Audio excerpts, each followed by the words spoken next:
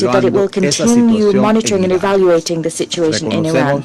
We recognize the deft, skillful management by the IAEA. The Treaty on the Non-Proliferation of Nuclear Weapons, the NPT, is a central pillar of international law. It has made a decisive contribution to the non-proliferation of nuclear weapons and to ensuring disarmament. Through the NPT, the international community has garnered greater assurances of stability and security, reducing the risks of nuclear weapons becoming a source of confrontation or conflict. We recognize that a lack of trust is a factor exacerbating this situation. However, we hope that some room might still remain for dialogue. We hope that this Council will be able to play a constructive role to encourage that dialogue.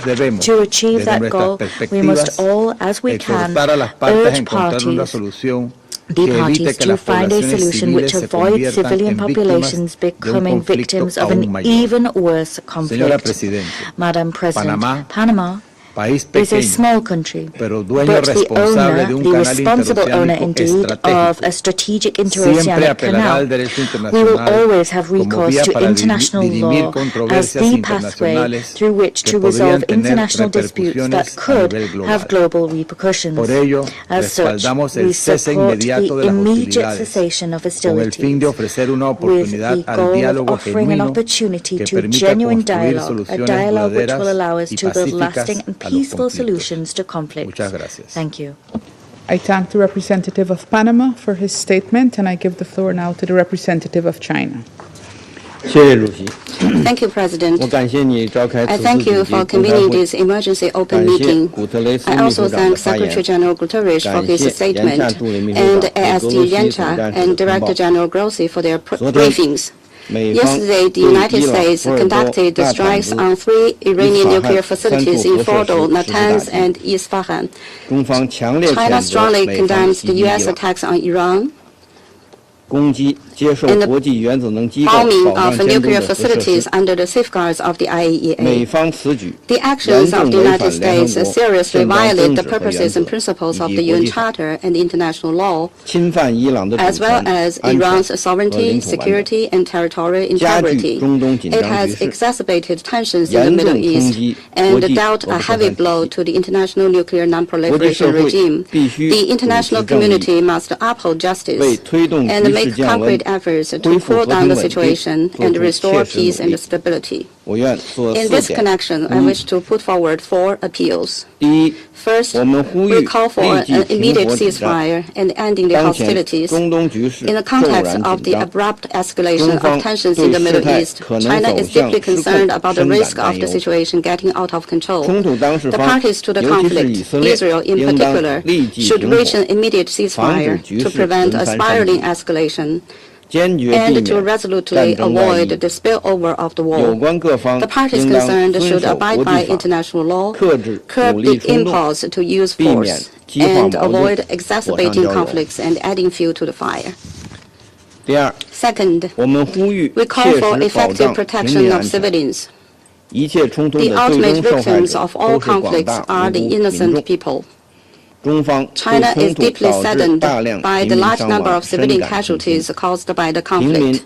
Civilians and civilian facilities must not become targets of military operations. And the bottom line of international humanitarian law must not be breached. Parties to the conflict should place the interests and well-being of the people of the countries in the region above everything else, and make every effort to avoid harm to innocent civilians and refrain from attacking civilian facilities. Third, we call for commitment to dialogue and negotiation. Peace in the Middle East cannot be achieved by the use of force. Dialogue and negotiation are the fundamental way out. At present, diplomatic means to address the Iranian nuclear issue haven't been exhausted, and there's still hope for a peaceful solution. Parties should stay firmly committed to the political settlement of the Iranian nuclear issue and work to bring it back onto the track of a political solution through dialogue and negotiation, with a view to reaching an agreement acceptable to all parties. Fourth, we call for swift actions by the Security Council. The Security Council has the primary responsibility for the maintenance of international peace and security. And cannot stand idly by in the face of a major crisis. Russia, China, and Pakistan have proposed a draft resolution calling for an immediate and unconditional ceasefire, the protection of civilians, respect for international law, and engaging in dialogue and negotiation. We hope that Council members can demonstrate their strong sense of responsibility by jointly supporting the draft resolution to enable the Security Council to fulfill its responsibilities for the maintenance of international peace and security.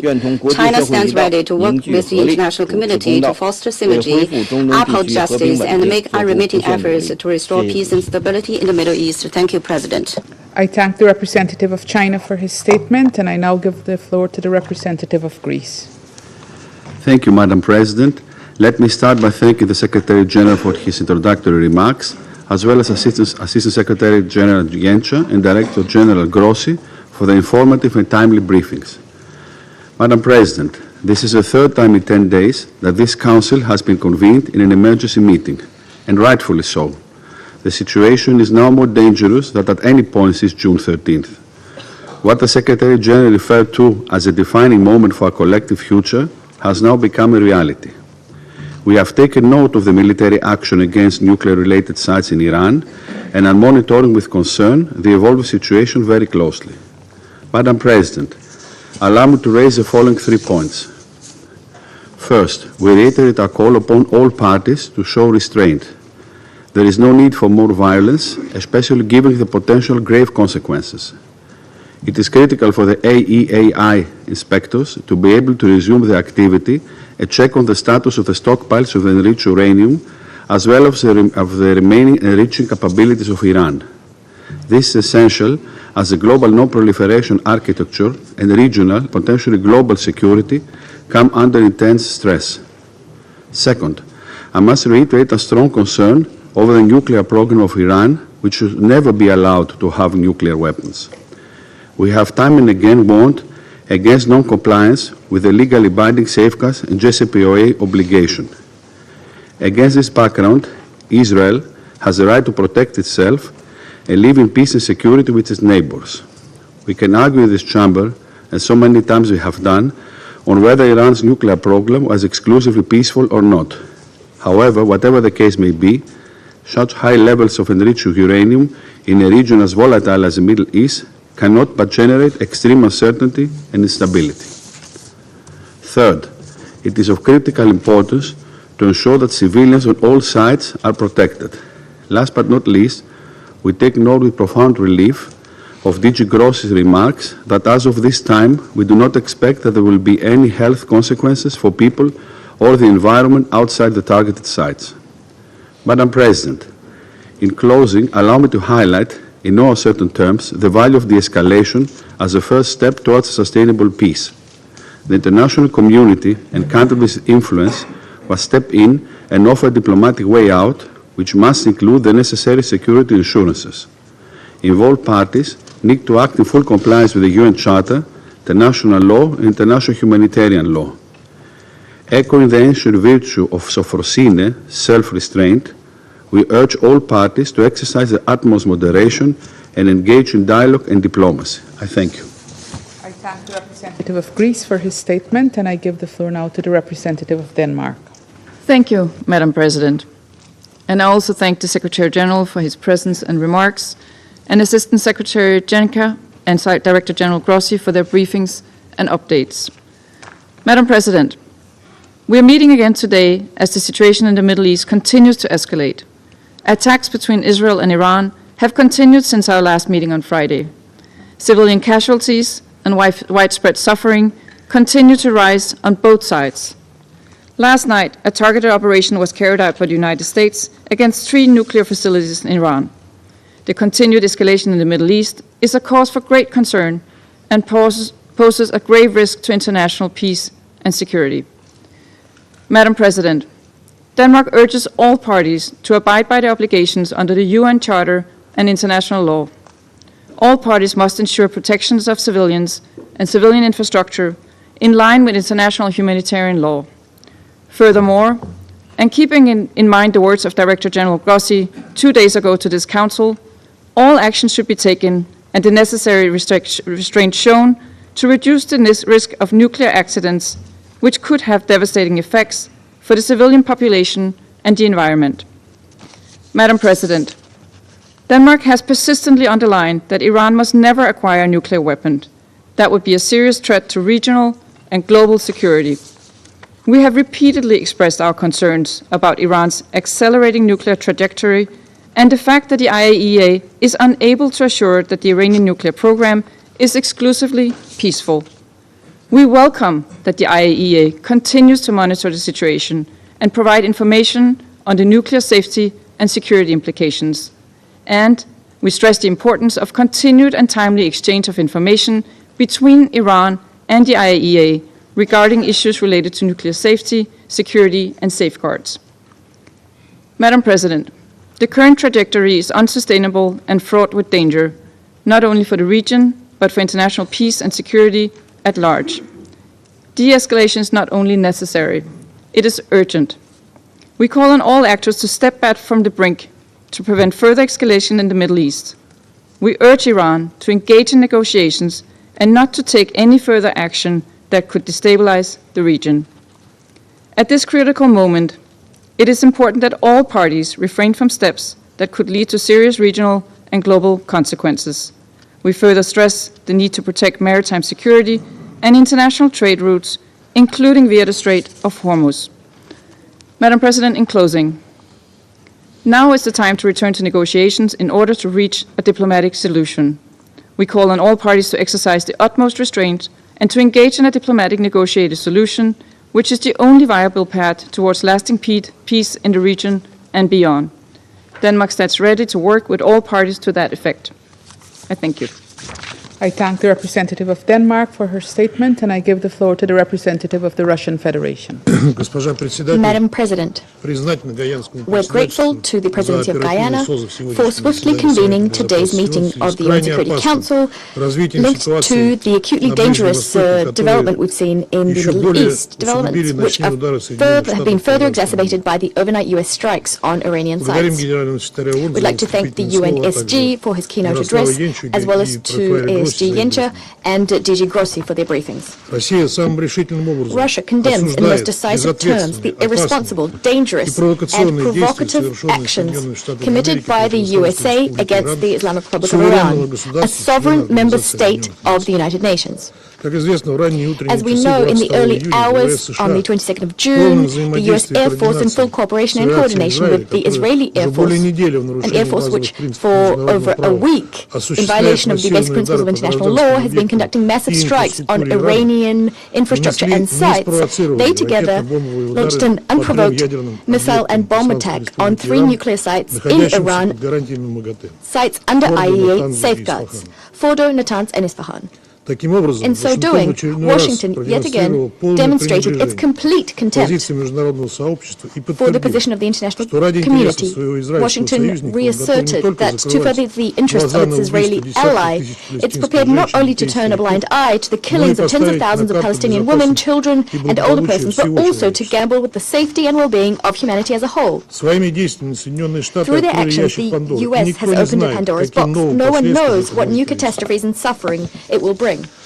In the last 10 days, we heard 3 briefings from the IAEA DG, Mr. Rafael Grossi. He cautioned that strikes on Iranian nuclear infrastructure could have absolutely unpredictable repercussions, as well as that they pose a major threat to both the nuclear safety and security, not only in Iran, but also in the region and the world. Yet Washington is completely unconcerned. It's unconcerned by either the radiological consequences, nor the threat to the lives and health of a huge number of people, civilians including women and children in the region and beyond. Washington, much like West Jerusalem, sees itself as the highest judge in the land, vested with the right to mete out justice as it sees fit. Thus, the U.S. has confirmed that in order to safeguard their global hegemony, it's prepared to commit any crimes, any violations of international law. Let me remind you that no one gave the U.S. the authority to act in such a way.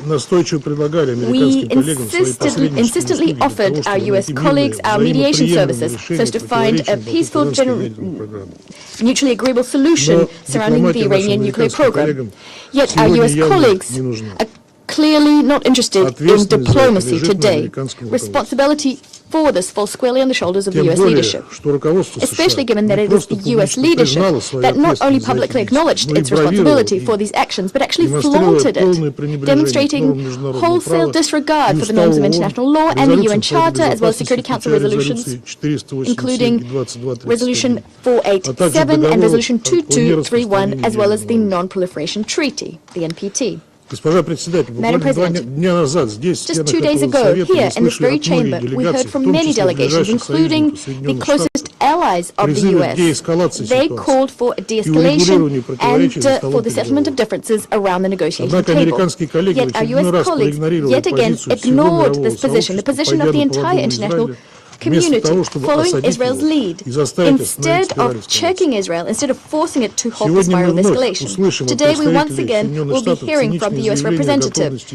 We'll be hearing cynical statements about readiness to return to the negotiating table, as if there were no strikes using heavy payload bombs on Iran. Clearly, this is being done to hypercritically, subsequently portray Tehran as the party that spoiled the negotiations process, the party that's supposedly undermining stability in the Middle East. Yet we believe that none of our sensible colleagues in the international community will believe our U.S. colleagues anymore, much like they won't believe their attempts to convince the Security Council that Iran was trying to acquire nuclear weapons.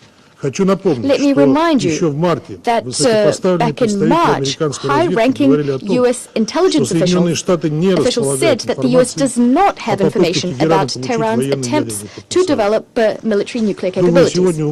I imagine that many are getting a nagging sense of déjà vu today. Let me remind you that back in 2003, in this very chamber, the U.S. Secretary of State Colin Powell waved around a test tube, justifying Washington's plans to invade the territory of another sovereign state, only to having waged decades of chaos onto its people to not find any WMDs there. Today's situation is no different in substance to the one we saw in 2003. Again, we're being asked to believe the U.S.'s fairy tales to once again inflict suffering on millions of people living in the Middle East. This cements our conviction that history has taught our U.S. colleagues nothing. We regret that today some of you in this room didn't and cannot muster up the courage to call a spade and to condemn Washington's actions. And it's very strange to be participating in this theatre of the absurd, this cynical theatre. We had the representative of the UK calling on Iran to exercise restraint, a country which was subjected to an unprovoked attack, which was bombed, it had its nuclear sites bombed, as if it were Iran, not Israel, and the US that was escalating the situation as much as possible. They're calling on Iran to exercise restraint. This is something other council members are doing. We've seen a lot of hypocrisy in this room, but this takes the biscuit. This is a surprising example of hypocrisy on the part of those who, over the last few days, has been whipping up tensions regarding Resolution 2231, which will soon expire. Madam President, throughout the last week, we witnessed a new, highly dangerous wave of escalation. Last night, the situation became wholly unprecedented in nature. The radiological repercussions of the U.S. attacks remain to be assessed, and we're counting on the IAEA and its Director General to issue a clear-cut, professional and impartial analysis of the situation, including by presenting an objective report at the emergency session of the Board of Governors of the IAEA. Yet it's already clear that strikes on Iran's nuclear sites, including those conducted by one of the NPT's depositories, the U.S., that these attacks amount to a colossal attack on the global NPT regime, non-proliferation regime. They not only deal a blow to the authority of the IAEA, They also deal a blow to the entire system of inspections and control implemented by the agency. They also destroy the basis of the system of international cooperation, including de facto risking casting us back into the era of nuclear risks. Seemingly, this is what Washington and Western Jerusalem are seeking. The Russian Federation, as a responsible state and a permanent member of the Security Council, cannot abide such a scenario. We cannot support it. Iran, as per the NPT, has the right to develop its civilian nuclear program. Overnight, the U.S. has de facto nullified years of diplomatic efforts aimed at ensuring compliance with this fundamental principle. Agreeing with the legality of U.S. actions is tantamount to throwing out all of the international community's advances on this front. And since we talked about the importance of the NPT and the global non-proliferation regime today, I'd like to remind you that Israel has not yet acceded to the NPT. Thus, there cannot be a comprehensive IAEA inspections program vis-à-vis Israel. As for Iran, in keeping,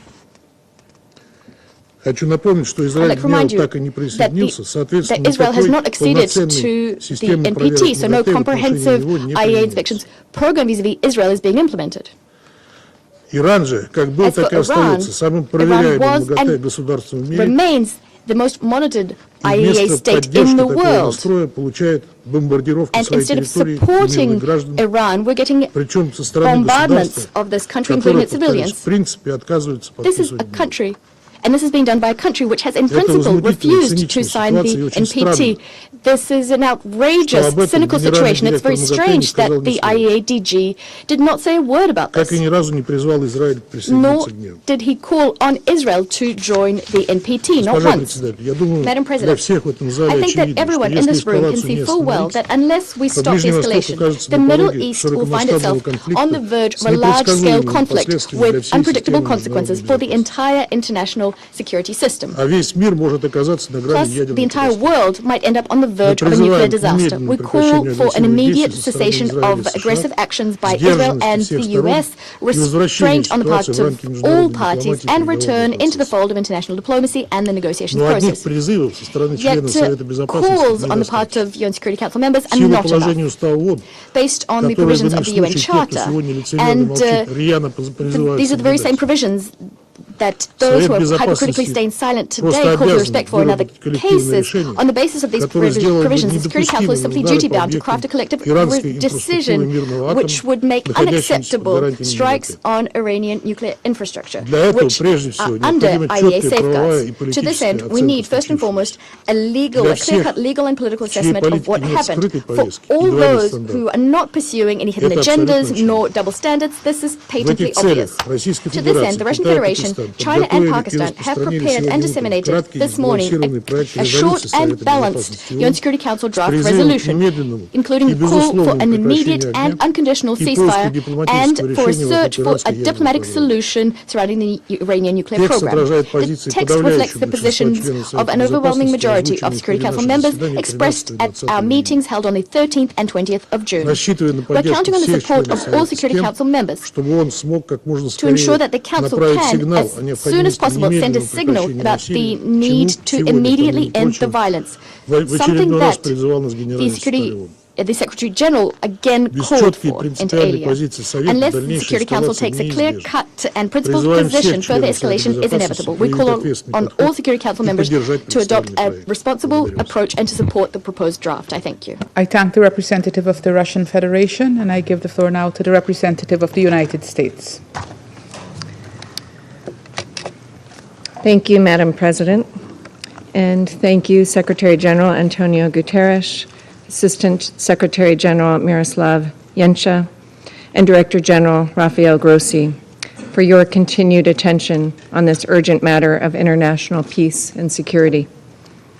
Madam President, last evening, U.S. military strikes targeted nuclear facilities in Fordo, Natanz, and Isfahan, with the aim of dismantling Iran's nuclear enrichment capacity and stopping the nuclear threat posed by the world's foremost state sponsor of terror. This operation sought to eliminate a long-standing but rapidly escalating source of global insecurity and to aid our ally Israel in our inherent right of collective self-defense, consistent with the UN Charter. For 40 years, the Iranian government has called for death to America and death to Israel, and posed a constant menace to the peace and security of its neighbors, the United States, and the entire world. Iran has attacked Israel with hundreds of ballistic missiles and through terrorist proxies. For decades, Iran has been responsible for misery and countless deaths across the Middle East. Iran's government and its proxies have also killed numerous Americans, including American service members in Iraq and Afghanistan. In recent weeks, Iranian officials have intensified their hostile bluster and rhetoric. Iran has long obfuscated its nuclear weapons program and stonewalled good faith efforts in recent negotiations.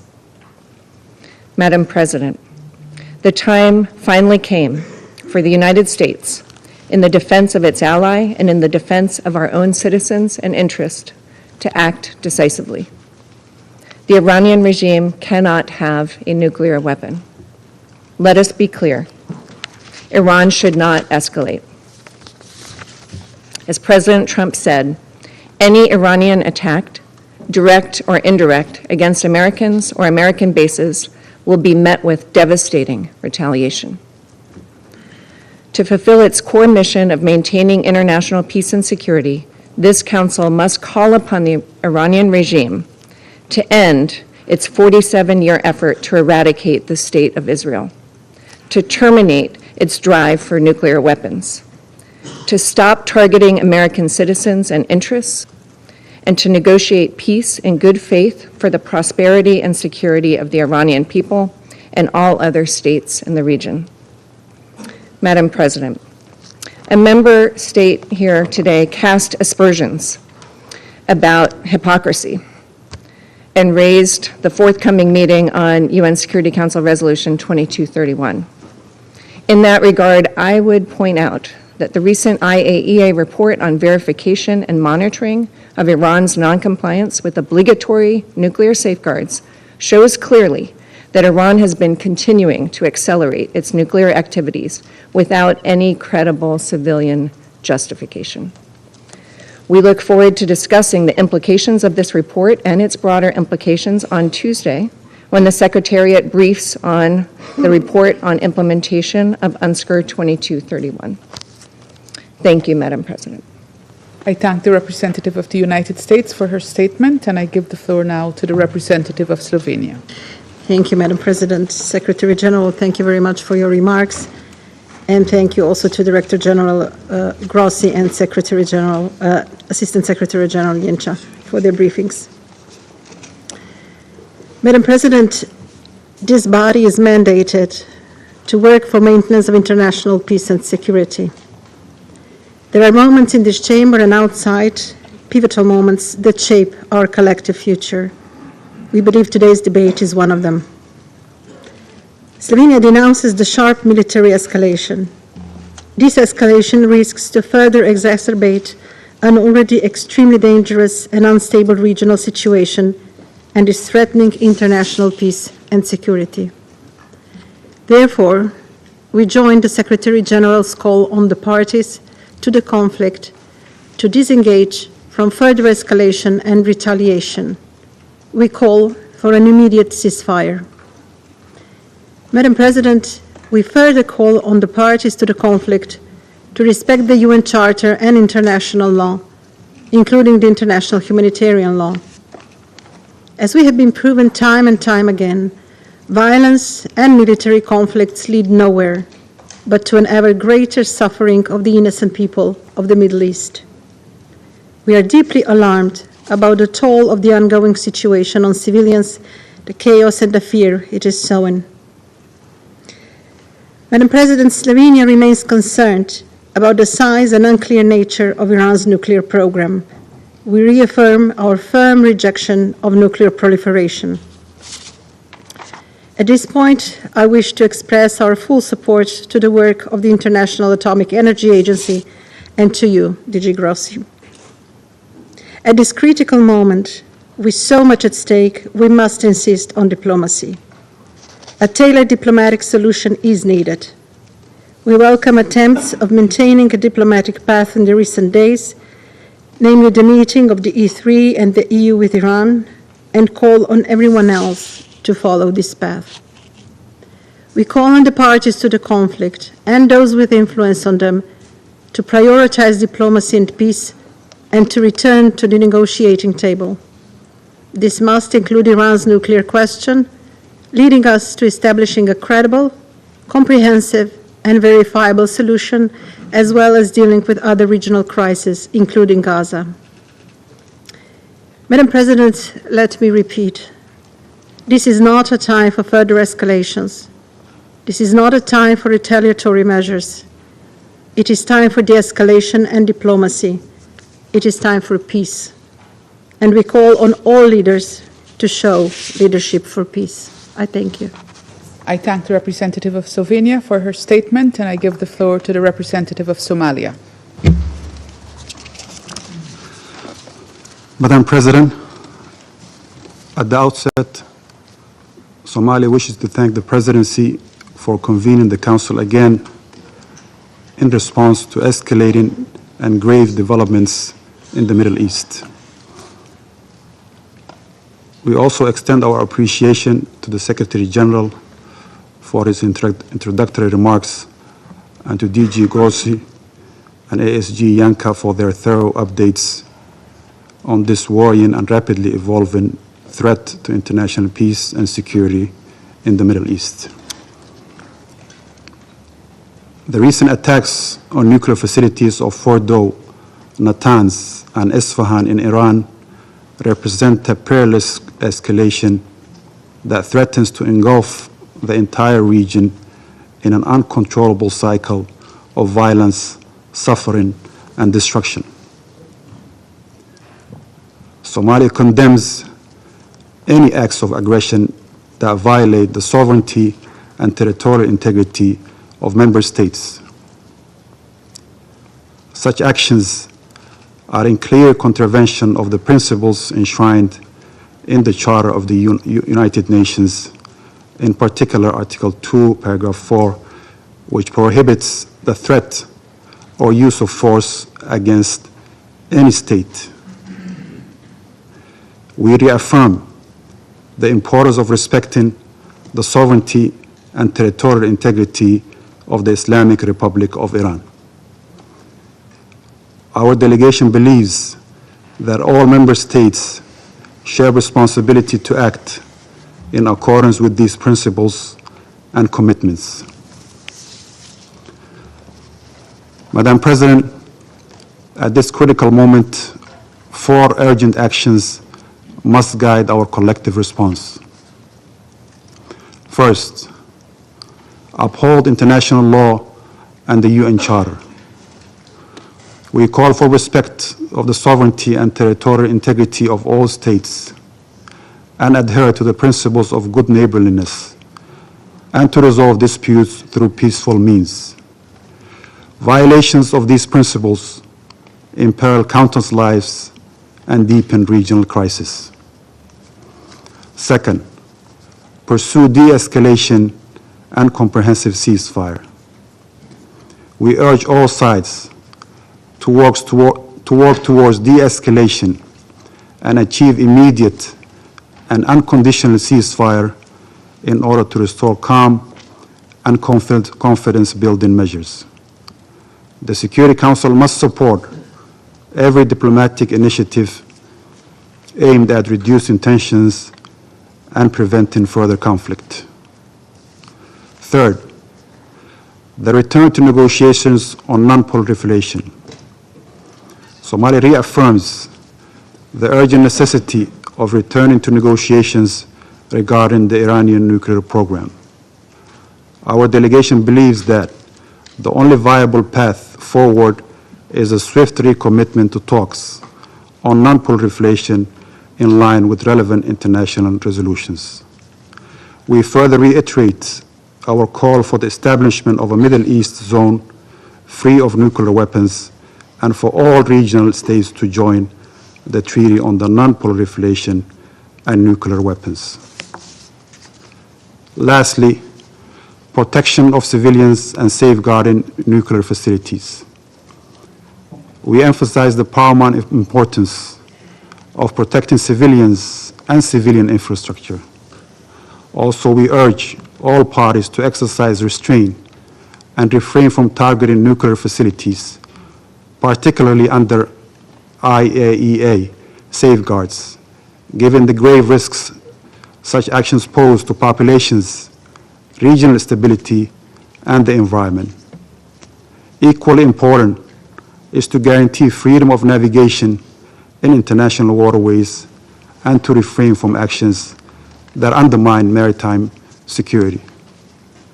To conclude, Madam President, the challenges before us demand a collective, measured response rooted in dialogue, mutual respect, and a renewed commitment to multilateralism. Our delegation stands ready to engage constructively with the international community to advance peace, stability, and security for all states in the Middle East. We urge all parties to act with responsibility and wisdom, placing the well-being of the region's people above all other considerations. Our delegation echoes the SG call to give peace a chance and reiterates its call to seize this moment to redouble efforts for de-escalation and a return to negotiations and a sustainable diplomatic process. I thank you. I thank the representative of Somalia for his statement, and I give the floor to the representative of Pakistan. Thank you, Madam President, for convening this yet another emergency meeting of the Security Council. And I would also like to join colleagues in thanking the Secretary-General for his remarks. You couldn't be clearer than that, Secretary-General. Thank you. I would also like to thank ASG Shenka and Director General Grossi for their important briefings. Madam President, when the Security Council met for the second time last Friday, following Israel's wanton continuing aggression and unprovoked strikes against Iran, many members warned the international community of this grave violation of the UN Charter and the risk of dangerous escalation. We have heard the same today around the table from Council members as well as the Secretary General and other briefers. But tragically, developments over the past 24 hours have only confirmed those warnings. And it is unfortunate that the universal calls for de-escalation and a peaceful resolution of this crisis through dialogue have remained unheeded. From the outset, Pakistan has adopted a principled position on these developments, a position based entirely on international law and the UN Charter. We have thus strongly and unambiguously condemned the Israeli aggression, expressed solidarity and full support for Iran's inherent and legitimate right of self-defense in conformity with the Charter of the United Nations, denounced the unlawful Israeli unilateral strikes on IAEA safeguarded Iranian nuclear facilities, called for bringing an end to this aggression, advocated cessation of hostilities and for reverting to dialogue and diplomacy for a peaceful, lasting settlement of the Iranian nuclear issue. In recent days, Pakistan's leadership, including the Deputy Prime Minister and Foreign Minister, has remained actively engaged in promoting those objectives through numerous and continuing contacts, with leaders of other countries and our partners across regions, all in the interest of preserving international peace and security and in fulfillment of our responsibility as a member of the Security Council. The Council of Foreign Ministers of the OIC meeting in Istanbul has echoed the same call for ending the aggression and supporting de-escalation and a peaceful settlement. It is in this context that we are seriously concerned by the recent developments that have further heightened tensions. Pakistan has condemned the US strikes on Iranian nuclear facilities, which come on the heels of a series of brazen attacks by Israel on the nuclear sites. Let me recall that specific targeting of nuclear facilities under IAEA safeguards constitutes a clear breach of international law, the IAEA statute, multiple IAEA resolutions, as well as Security Council Resolution 487. And according to Article 25 of the Charter, the members of the United Nations agree to accept and carry out the decisions of the Security Council in accordance with the Charter. That responsibility to carry out the decisions of the Security Council is heaviest with the members of this Council, particularly the permanent members in the first place. Madam President, we are deeply alarmed by the escalating situation. The sharp rise in tensions and violence as a result of the Israeli aggression and unlawful actions is profoundly disturbing. Any further escalation risks catastrophic consequences for the region and beyond. Pakistan stands in solidarity with the government and brotherly people of Iran during this challenging time. Madam President, these attacks set a dangerous precedent and pose a grave threat to the safety and security of populations across the region, and indeed the world. As the body entrusted with primary responsibility for the maintenance of international peace and security, the Security Council must act urgently and decisively. We share a collective responsibility to, first, unequivocally reject and condemn the attacks against the Islamic Republic of Iran since 13th of June, being in clear contravention of international law and the UN Charter. Threat or use of force must never be condoned. Article 2.4 is crystal clear in this regard, and so is Article 51. Second, denounce the attacks on IAEA safeguarded nuclear facilities, which violate Security Council and IAEA resolutions as well as international humanitarian law. Third, reaffirm the obligation to protect civilian lives and property on both sides. All parties must adhere fully to international law, particularly international humanitarian law. Fourth, call for an immediate cessation of hostilities and a complete ceasefire. Fifth, promote urgent recourse to dialogue and diplomacy consistent with the purposes and principles of the UN Charter to find a peaceful and lasting resolution to the Iranian nuclear issue. Madam President, in pursuit of these objectives, Pakistan has joined China and Russia in circulating a draft resolution.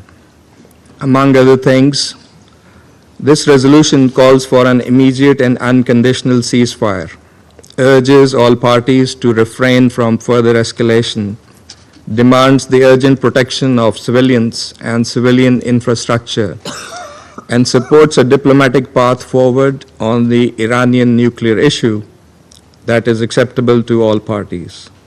And listening to similar concerns and priorities expressed by many of the Council members today, we sincerely hope that the draft resolution will receive the Council's support, enabling it to respond with unity and resolve urgently and effectively in line with the gravity of the situation.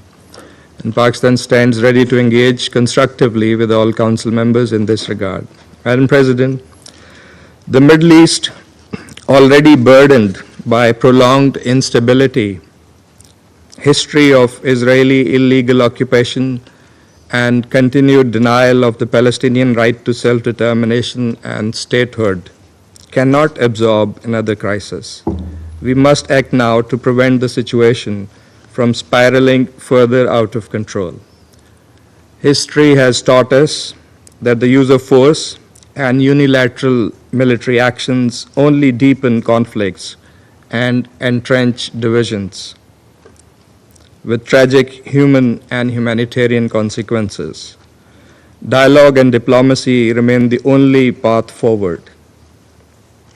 These must be pursued with seriousness and sincerity by all. I thank you.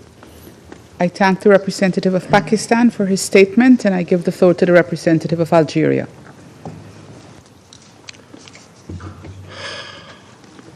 Madam President, I would like to thank you for the prompt scheduling of this meeting. I thank the Secretary-General for his remark. We share your assessment that this is a dangerous escalation in the region already on the edge. And we echo your pressing call on member states to de-escalate and to uphold their obligation under the UN Charter and other rules of international law. I also thank ASG Genca and Director General Grossi for their briefings. Madam President, the world, and especially the Middle East, cannot endure another war. Unfortunately, events in the region are accelerating in an alarming pace, pushing the Middle East dangerously close to an apocalyptic scenario. At a time when the international community was united, yes, was united in seeking ways to ease tensions, the situation has deteriorated sharply yesterday and further exacerbated by American strikes targeting Iranian nuclear facilities. Algeria expresses its deep concern and regret over this grave development, which significantly worsens the security and exposes the entire region to unprecedented risks with potentially uncontainable consequences. The erosion of the international nuclear security architecture poses a grave threat not only to regional stability, but also to the global peace and security. Attacks on nuclear facilities under international safeguards seriously undermine the integrity and credibility of the global non-proliferation regime. Therefore, we reaffirm that the legal framework safeguarding nuclear installations is clear, is comprehensive, is binding. Its very existence is precisely to ensure the highest levels of safety and protection for such facilities.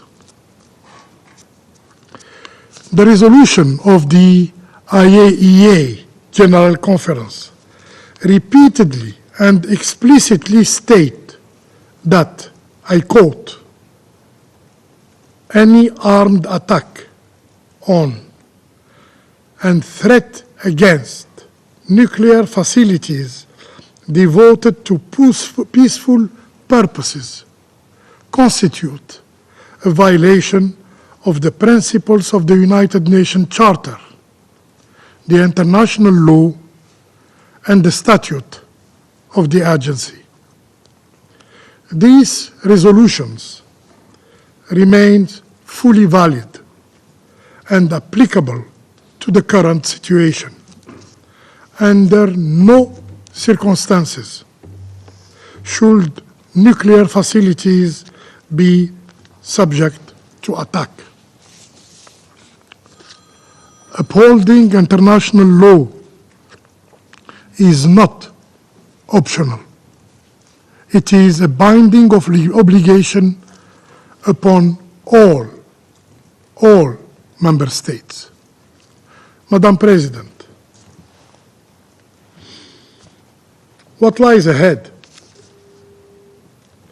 What space remains for diplomacy? What responsibility rests with this Security Council? What we are witnessing today is a profound and perilous reversal. War has become the denial of diplomacy and politics by all means. Diplomacy, our job, long regarded as the primary tool for conflict resolution, is now being compelled to yield, to step aside, to allow force to take precedence. And this Council, for some, and especially for Middle East issues, its restraint, its silence, yes, silence, is seen as more useful than its action. What then of negotiation, of agreements, of the essence of the United Nations, its charter, its principles, and of international law? They too are being bypassed, negated, disregarded, finally discredited.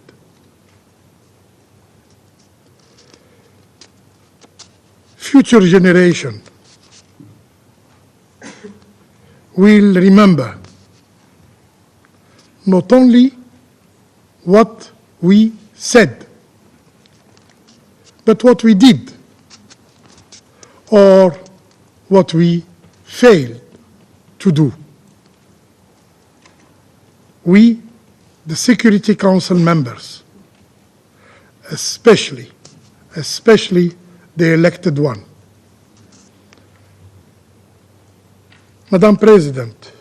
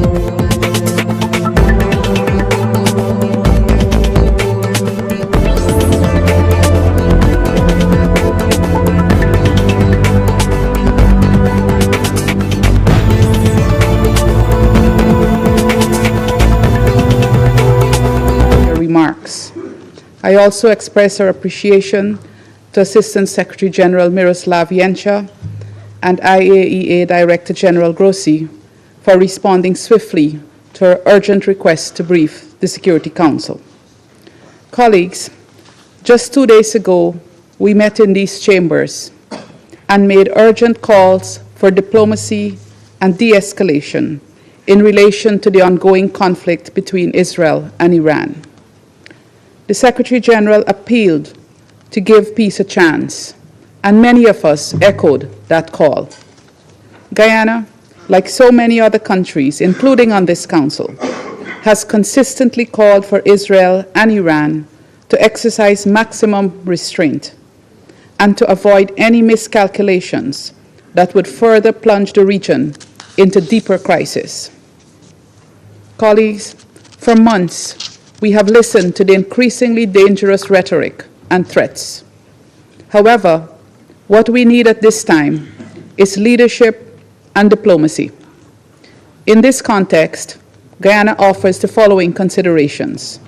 First, what is unfolding in the Middle East concerns us all. We must renew our calls for de-escalation and urge the concerned parties to step back and return to diplomacy and dialogue. We call on influential states to encourage the parties in this direction. Resist the temptation to fan the flames of conflict, given the potentially grave humanitarian and security impacts, as well as the attendant effects on global trade, including oil prices and food security. Second, we urge the members of this Council to urgently address the grave threat posed by this conflict to international peace and security, to uphold their obligations under the UN Charter, and take decisive action to end the hostilities. We must ensure that the parties avoid being trapped in a retaliatory tit-for-tat loop of violence that undermines regional and global peace and security. Finally, the headwinds we face are indeed testing our collective resolve. Guyana reiterates its call for all parties to abide by the principles of the United Nations Charter and to respect and uphold international humanitarian law, particularly the principles of distinction, proportionality, and precaution, and ensure the protection of civilians and civilian objects.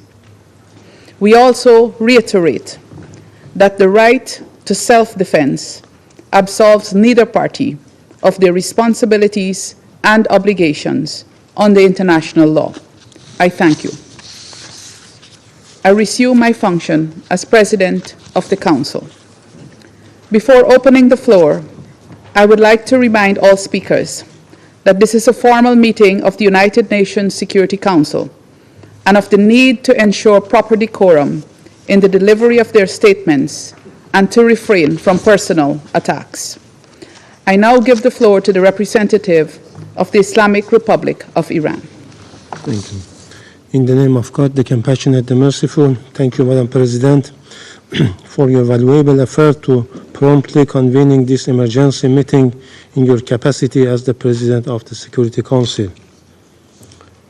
We welcome the presence of Secretary-General at this meeting, and we also listen to the statement made by the ASG, Mr. Genka. We appreciate all those members who have chosen to stand on the right side of history and thus strongly condemned the act of aggression of the United States and the Israeli regime against my country. Madam President, I address this Council today for the third time since the brutal aggression against my country, first by the Israeli regime on June 13th and now by the United States.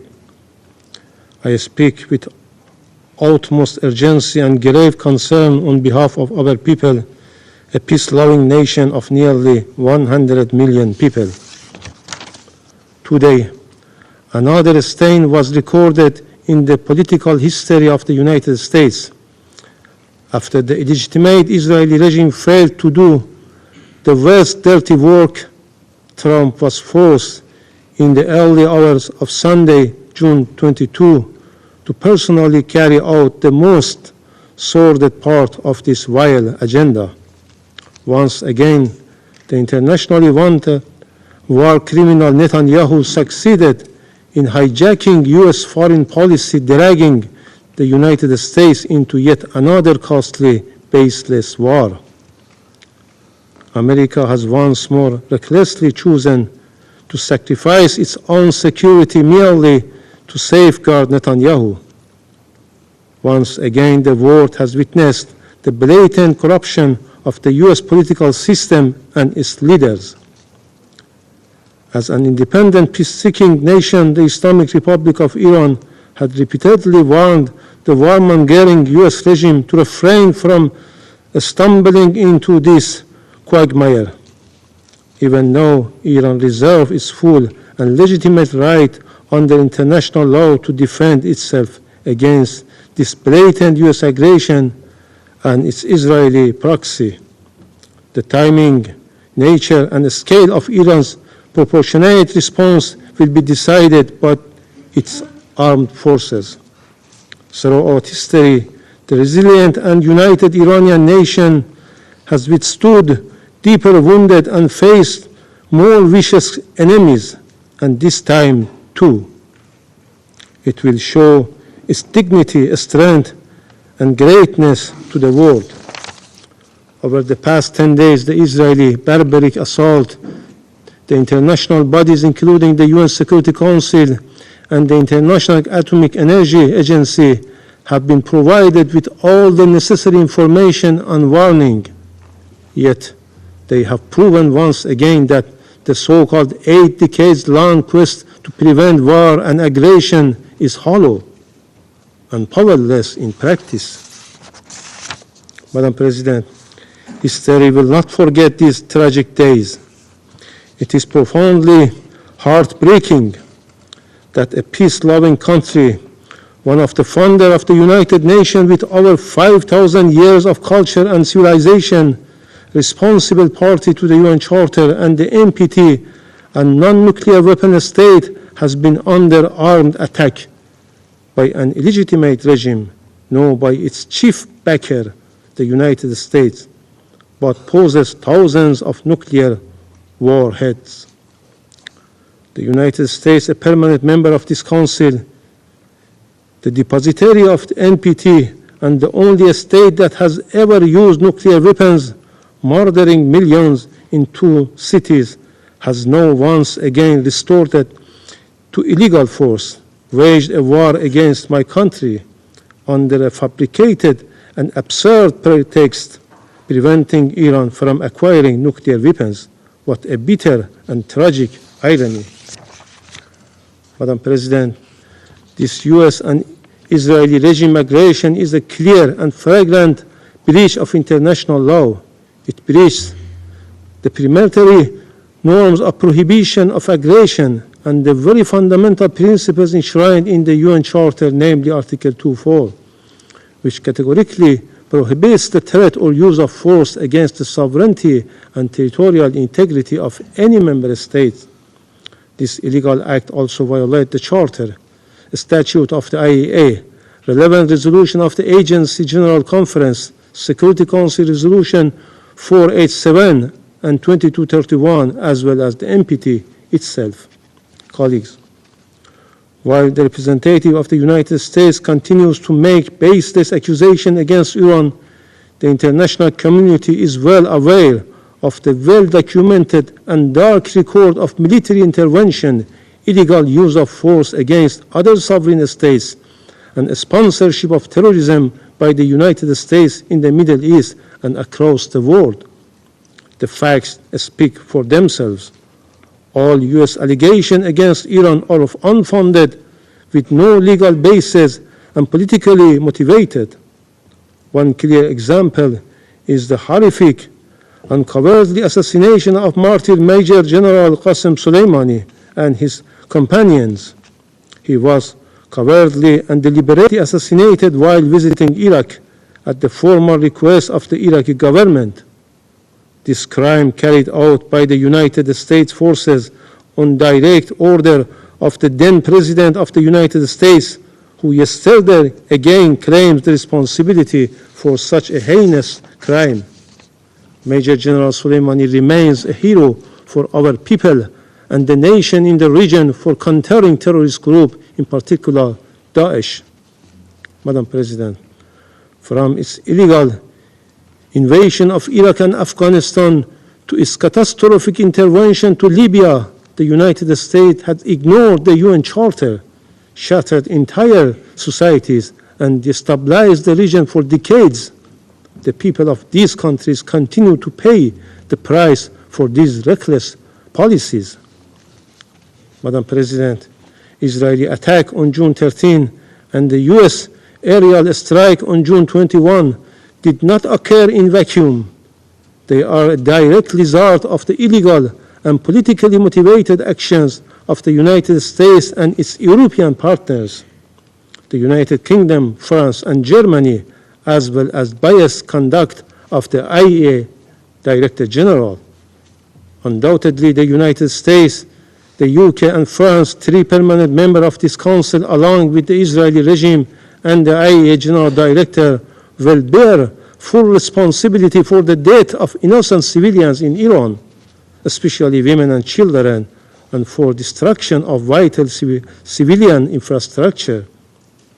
Madam President, Iran was preparing for the next round of diplomatic engagement with the United States on June 15, only for Israel to strike Iran 2 days before those talks could take place.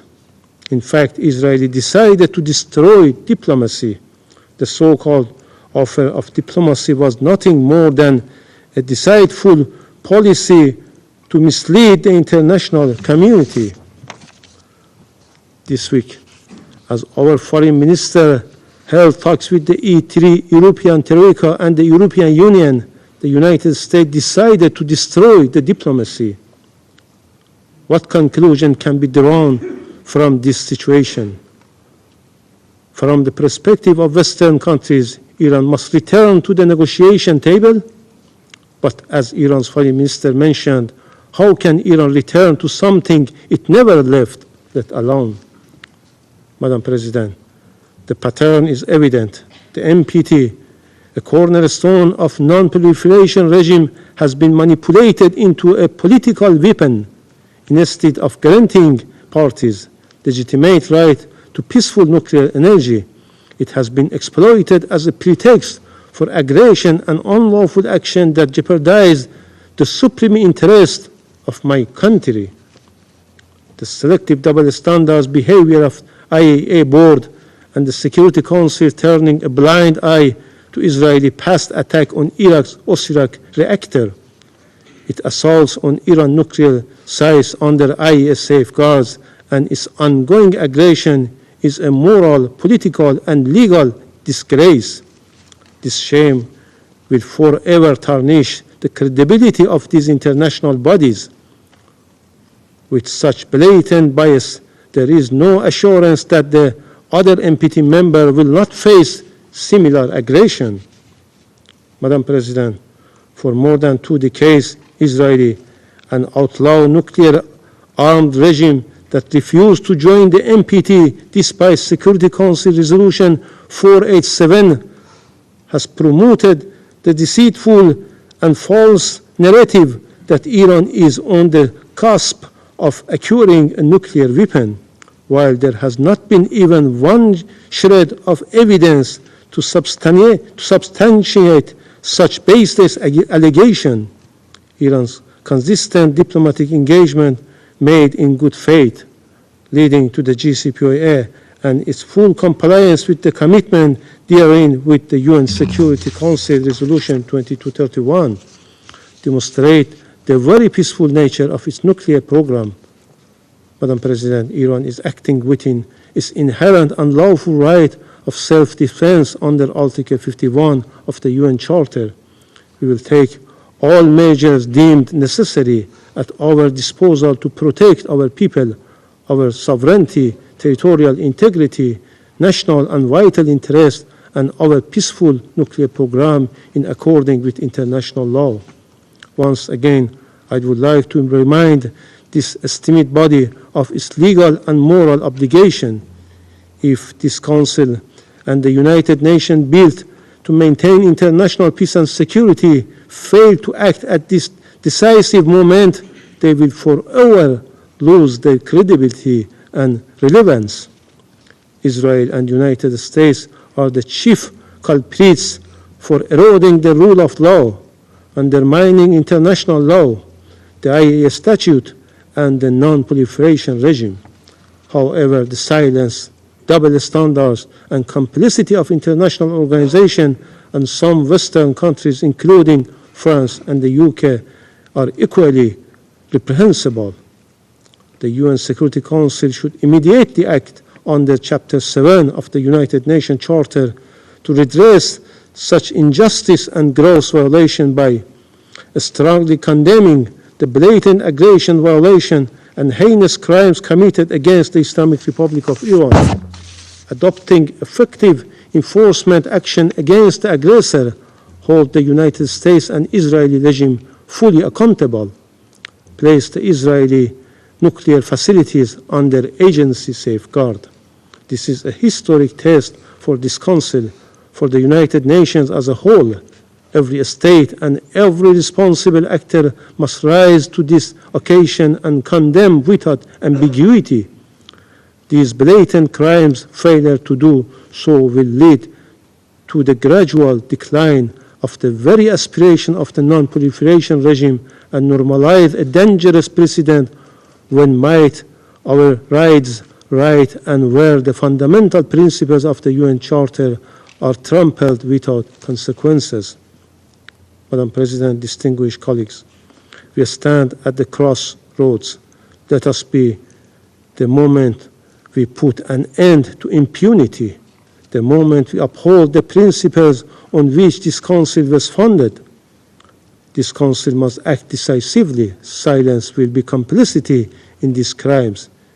If this Council fails to act and condemn this blatant aggression, the stain of complicity will forever remain on its conscience as it does with Gaza. I thank you. I thank the representative of the Islamic Republic of Iran for his statement, and I give the floor to the representative of Israel. Thank you, Madam President. First, I would like to thank the Secretary-General, ASG Yancha, Director-General Grossi, for your remarks. Madam President, last night, history changed. The United States of America struck Iran's nuclear sites at Fordo, Natanz, and Isfahan. The United States, the leader of the free world, removed the greatest existential threat facing the free world. Just like our Operation Rising Lion, this was not a war of choice. This action was a necessity. It was a righteous act for the United States, for Israel, for the Middle East, and for the world. So the entire world should say on record today, here and now, thank you. Thank you to the United States for removing the greatest threat to global security. Thank you, President Trump, for acting when so many hesitated. Thank you for protecting the free world with strength and with moral clarity. Now, some come here to denounce the United States and Israel. So let me ask you, where were you? Where were you when Iran raced toward the bomb? Where were you when it enriched uranium far beyond the point of civilian usage? When it buried entire fortress beneath mountain to prepare for our extermination? Where were you when Iran turned negotiation into theater and deceit into strategy? You were silent. You were complicit. You were afraid. You were bystanders. Months ago, I sat before this council and called for a coalition of the courageous. I called for a coalition with the moral clarity and strength to confront the greatest threat our world has seen since the Second World War. Last night, the leader of the free world acted with that courage. The United States acted, not just for itself, but for every nation that values freedom over radicalism, for every nation whose children deserve to grow up without the shadow of a nuclear disaster hanging over their heads. Now, the world must follow suit. Madam President, we have heard many calls for diplomacy today in this chamber. We have heard the Secretary-General calls for de-escalation. You cannot ignore that diplomacy was tried over and over. The United States led that effort.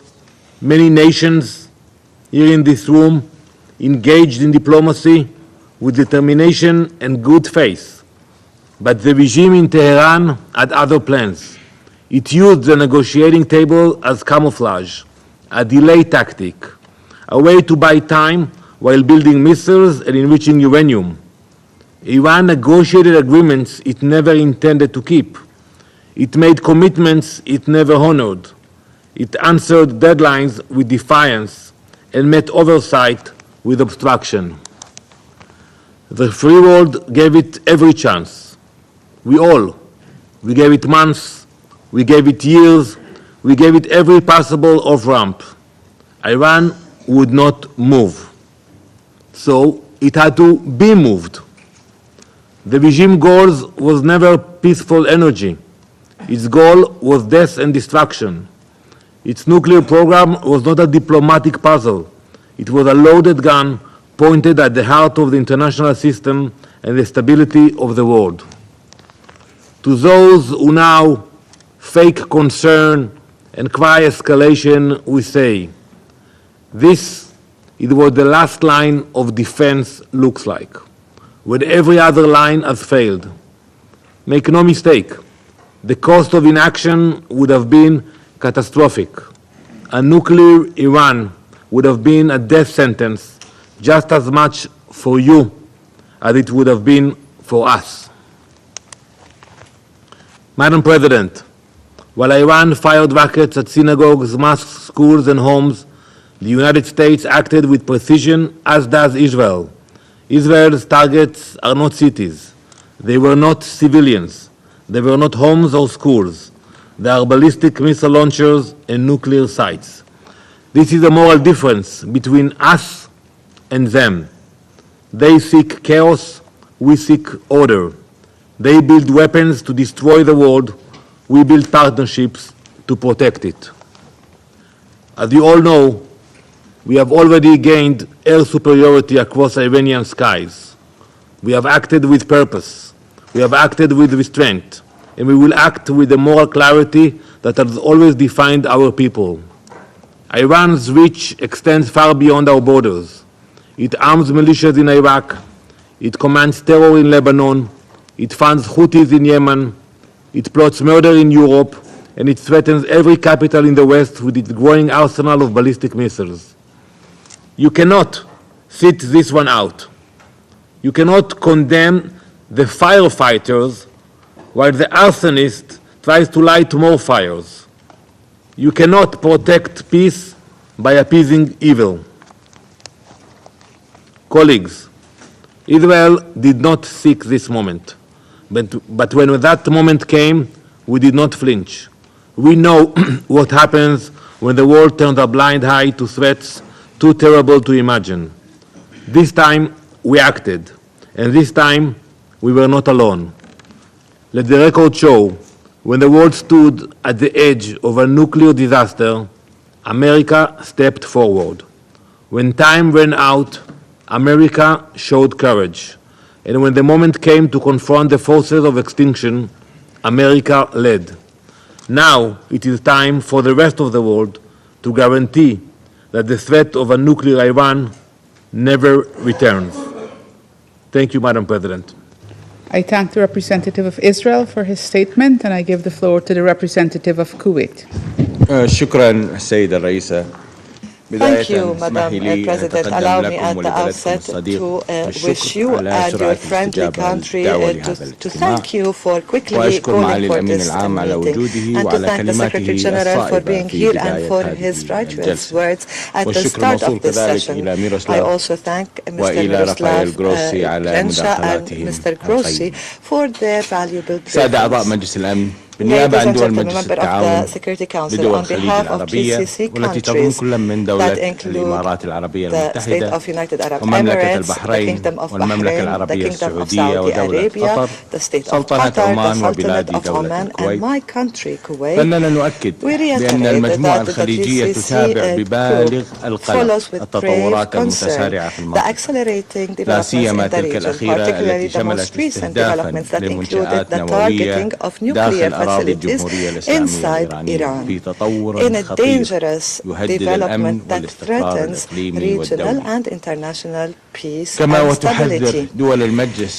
GCC countries warn against the repercussions of the continuation of this escalation that could lead to further tensions and exacerbate risks that face the security of the region and its peoples.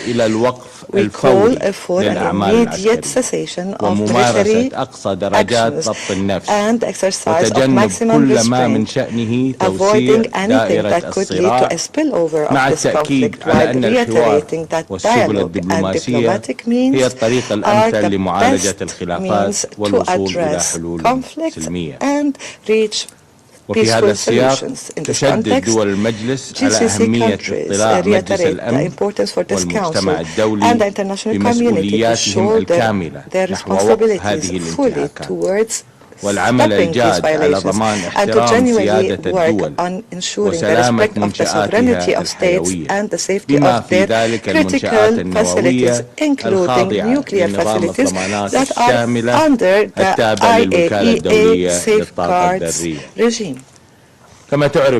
GCC countries express their deep conviction that there needs to be to give priority to diplomacy and dialogue to settle conflicts and disagreements within comprehensive approaches that achieve stability, prosperity, and justice. And we reiterate the importance of doubling efforts that aim at finding political solutions to put an end to this crisis and open a new page of security and stability in the region. In conclusion, Madam President, GCC countries are firmly committed to support all regional and international efforts aiming at diffusing this crisis and consolidating security and stability and to preserve the interests of peoples in the region and the world. Thank you, Madam President.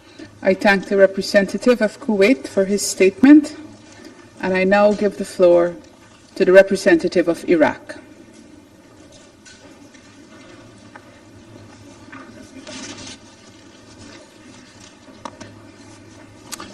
I thank you, Madam President. I thank you for and value your efforts in convening this emergency session.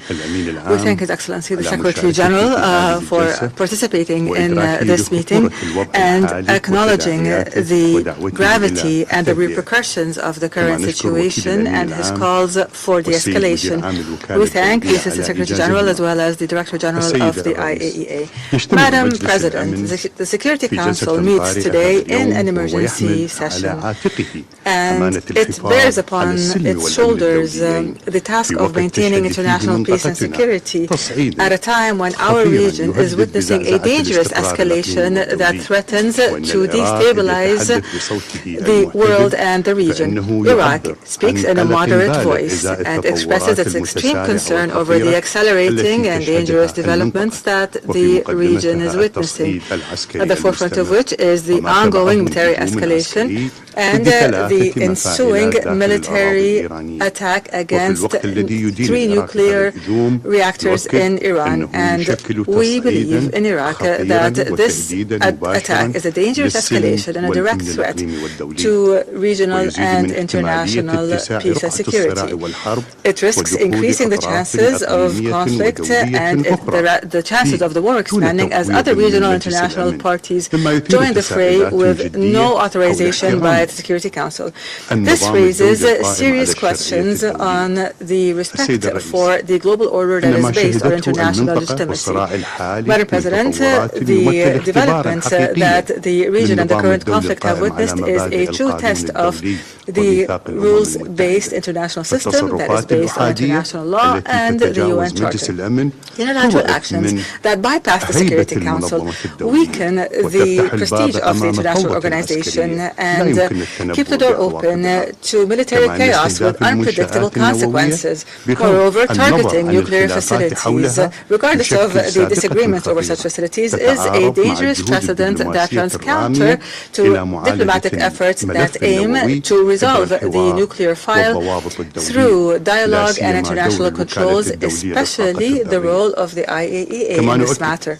Iraq confirms that targeting declared nuclear facilities is a dangerous precedent in the non-proliferation regime and the comprehensive safeguards regime as indicated in the Resolution 487 as well as the IAEA Board of Governors. It also runs counter with Article 4 of the NPT Treaty, which guarantees all member states the right to develop and use nuclear energy for peaceful purposes within a framework of transparency and international oversight.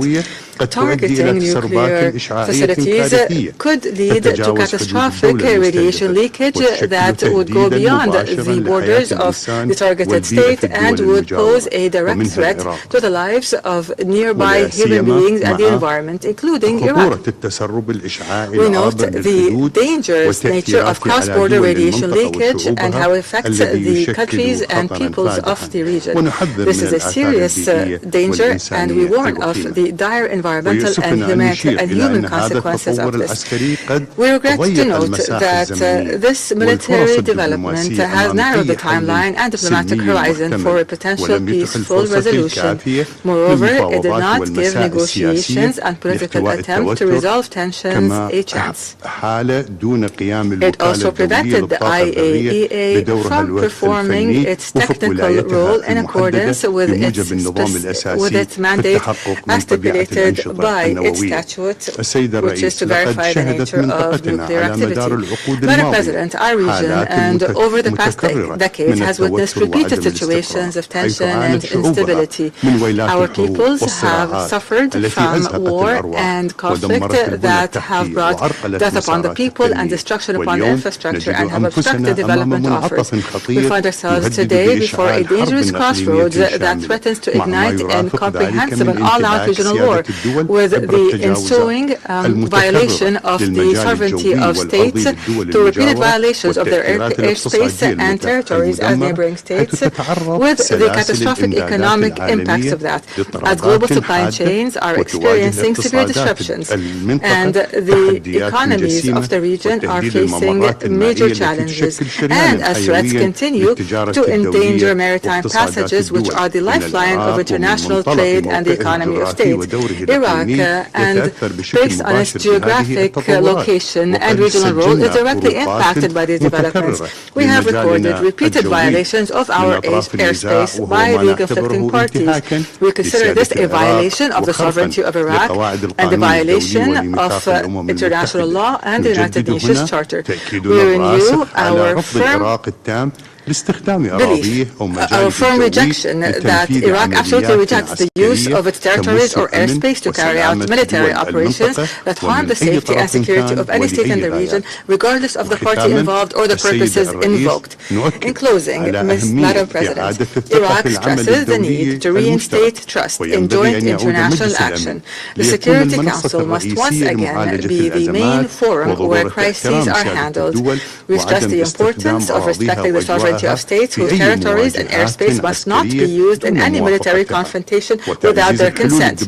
Iraq calls for bolstering diplomatic solutions and for activating negotiations and for learning from the lessons of past crises in the region. Iraq calls for the protection of civilians from any military action that affects them directly or indirectly.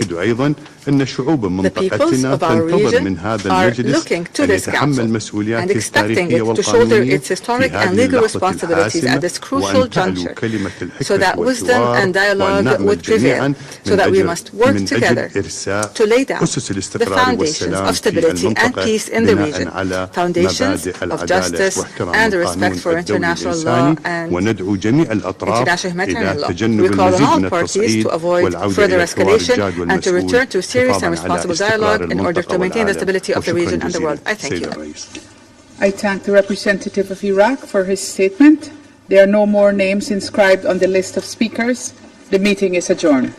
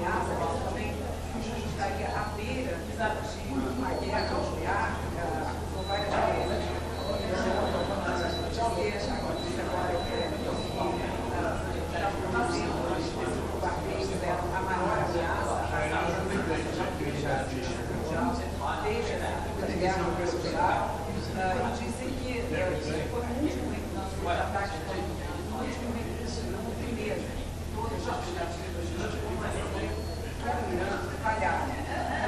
Todas as chances para que o Irã negociasse, dialogasse, o Irã sempre perseguiu uma arma nuclear. Agora, falando dos outros países que fizeram parte dessa reunião, a gente lembra sempre que são 5 integrantes permanentes, vencedores da Segunda Guerra Mundial: Estados Unidos, França, Reino Unido, Estados Unidos, eu falei, China e Rússia. E claramente o que aconteceu foi que Reino Unido e França e Estados Unidos ficaram de um lado e Rússia e China de outro. A China acusou os Estados Unidos de desafiarem a lei internacional com esse ataque. A Rússia foi um discurso mais contundente, disse que os Estados Unidos abriram uma caixa de Pandora e abriram uma guerra dos fins completamente inconfíveis, que é um ataque que desafia a lei internacional e não havia motivos para que os Estados Unidos atacassem dessa forma. A China também disse que os Estados Unidos ainda não tinham esgotado todas as vias diplomáticas no momento em que decidiu atacar o Irã, as instalações nucleares do Irã. Reino Unido e França pediram respeito à agenda internacional de energia atômica, a volta das restrições, pediram que se acordo já para que haja uma volta às negociações diplomáticas que possam por fim a esse conflito. E quem falou mais cedo foi o diretor-geral da Agência Internacional de Energia Atômica, o Rafael Grossi, e ele disse que sim, o trabalho está em risco. Ele também disse que esse momento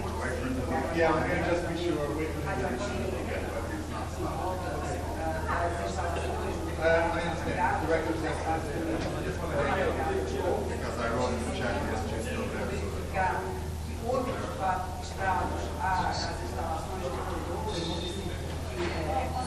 perfurações naquelas instalações. A gente sempre conta aqui, é uma instalação 80 metros no subsolo, muito baixo da montanha, e lá funcionam 3 centrífugas que enriquecem a natureza de 60%.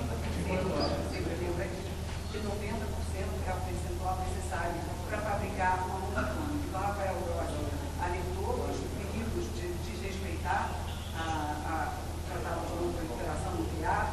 Ele relatou que nesse momento ainda não há nenhuma verificação de vazamento de material radioativo, mas disse que também já foi possível verificar estragos em torno de Natanz e de Isfahan. Ele disse que foi possível verificar que há destruição de mais prédios na região e tal, mas voltando só rapidamente para falar de Cordô, como é uma instalação subterrânea, como a gente bem sabe, a gente tem possível saber como está a situação lá embaixo. Claro, né, porque imagens feitas apenas por satélite não são suficientes para verificar o que aconteceu nas entranhas dessa instalação. Tem 3 centímetros, como eu dizia. Agora, lembrando que pela Convenção de Genebra são proibidos ataques a instalações nucleares exatamente pelo risco que isso pode oferecer à população, porque você ataca uma instalação nuclear, a possibilidade de vazamento de material radioativo é muito grande, isso pode pôr em risco a população local. É uma região que muita gente já foi retirada das proximidades dessas instalações e, por enquanto, a gente não tem certeza de como foram os danos causados por essas enormes bombas GR-57 lançadas na madrugada de ontem pelos Estados Unidos a partir dos bombardeiros B-2 que voaram 11 mil quilômetros da base aérea de Guyana, no estado do Missouri, até o Irã. Fizeram esses ataques, foram reabastecidos no caminho de ida e de volta e voltaram aos Estados Unidos, seguindo as postagens do presidente Donald Trump na rede social dele, a Truth Social. Obrigada, Marcelo.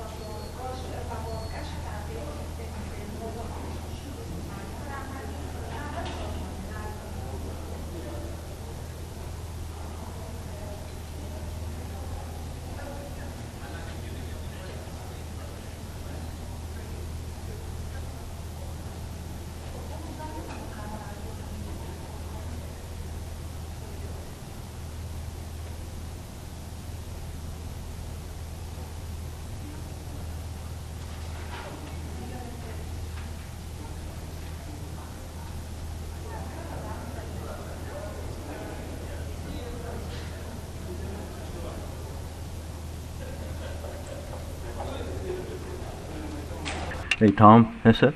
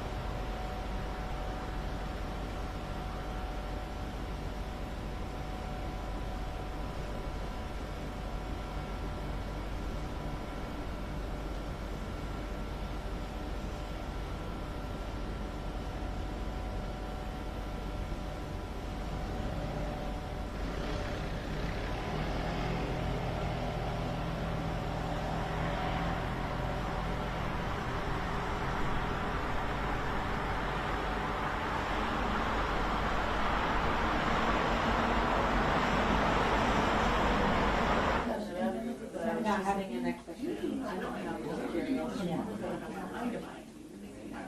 I'm going to try to.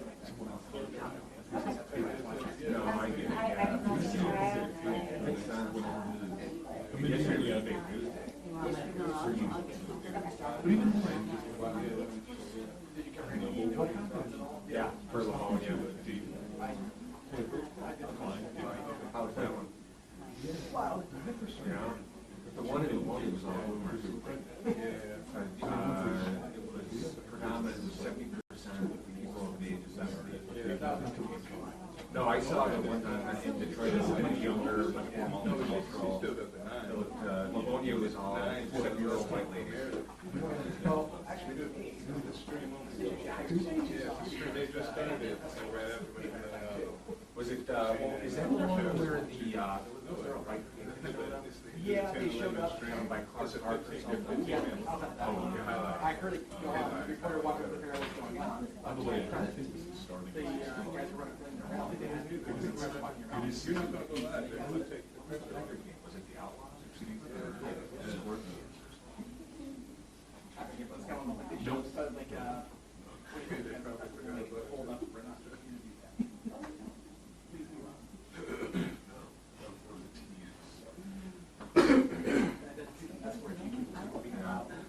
Well, the Livonia one was very peaceful. It was fine. There was nothing going on. The signs were actually hilarious.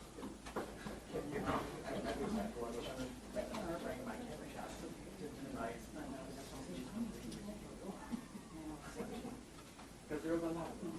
The signs, the people at the Livonia one were, the signs were very clever. They were very interesting. One guy made a Star Wars sign that was great. It was just, it was fine. It was cool. Honestly, I wouldn't want to be at a beach today. I would look like a tour. Now, one of my colleagues was, that's not a done to know by one. It would be cool for me to be on the side. They had to know by one was somebody passed out from the heat or something. You know. So the Bay City one was interesting. That one. I thought she'd be at the Livonia one. All her friends, man, the people she hangs out with are there. And she's usually, anytime this is on, she's usually there. I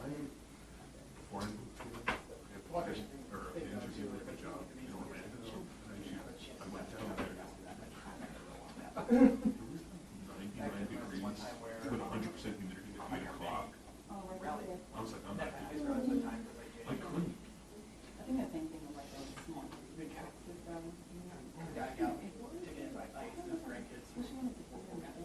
Oh, yeah. Huge portion of our shop. What, Christmas market feeling? Oh, no. Say Trump's. I was like, well, it seems like it's always a Trump, you turn your camera off. Like, 3 Trump, that's fine. I mean, it's going to suck, but like, well, I had problems talking so much to do. I actually had to, I couldn't get out of there without people trying to talk. People were giving me their names. They're like, and one guy says wild stuff. And you can quote. It was fine. It was there. It was all right. So every MJ is like the day shift one that can. Oh, I bet you that one was fun. All right, sure. Oh, yeah. Although maybe if it occurred when school was on, it would have been crazier. Oh, more than likely. Is it Ann Arbor mostly on zero? To some, you know, yeah. 95%. Nothing wrong this year right now. Like I was, and I'll tell you what.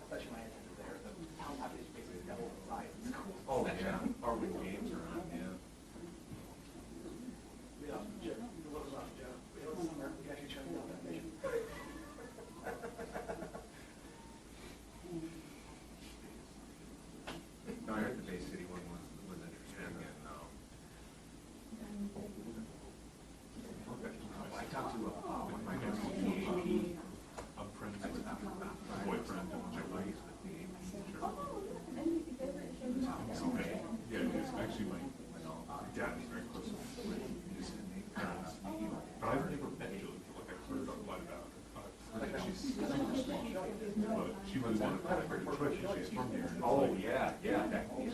So. Oh, yeah.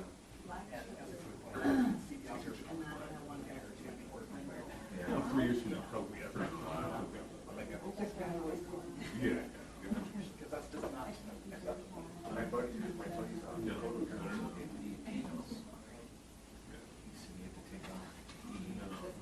he had to get out of there. There was like a lot of anger. Yeah, he was on his work. They were shooting fireworks at him.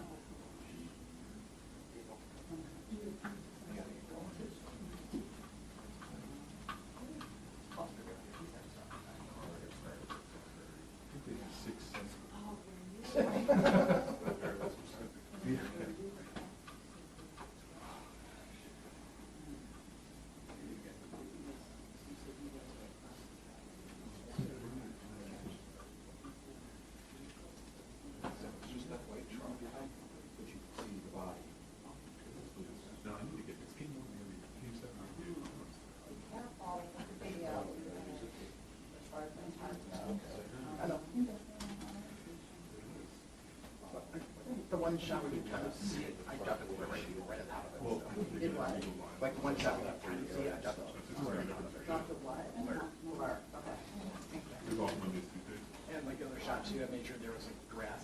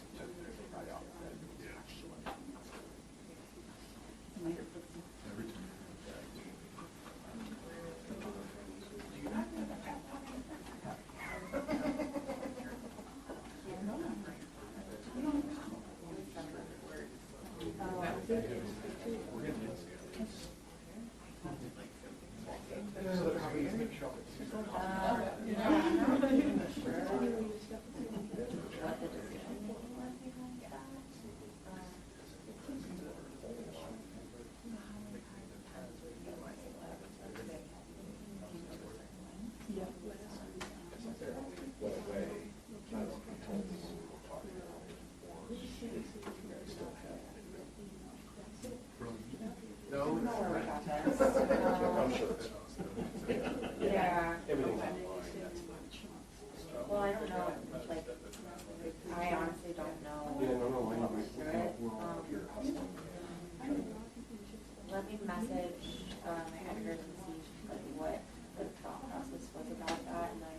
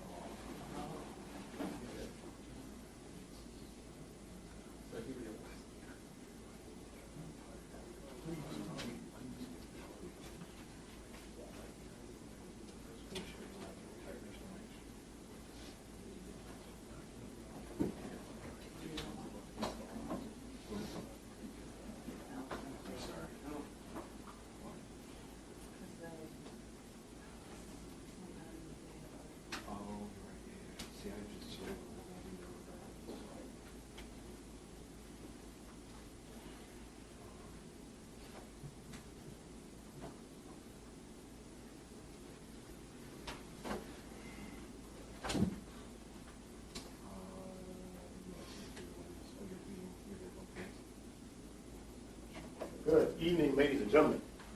Thank you for your patience, first and foremost.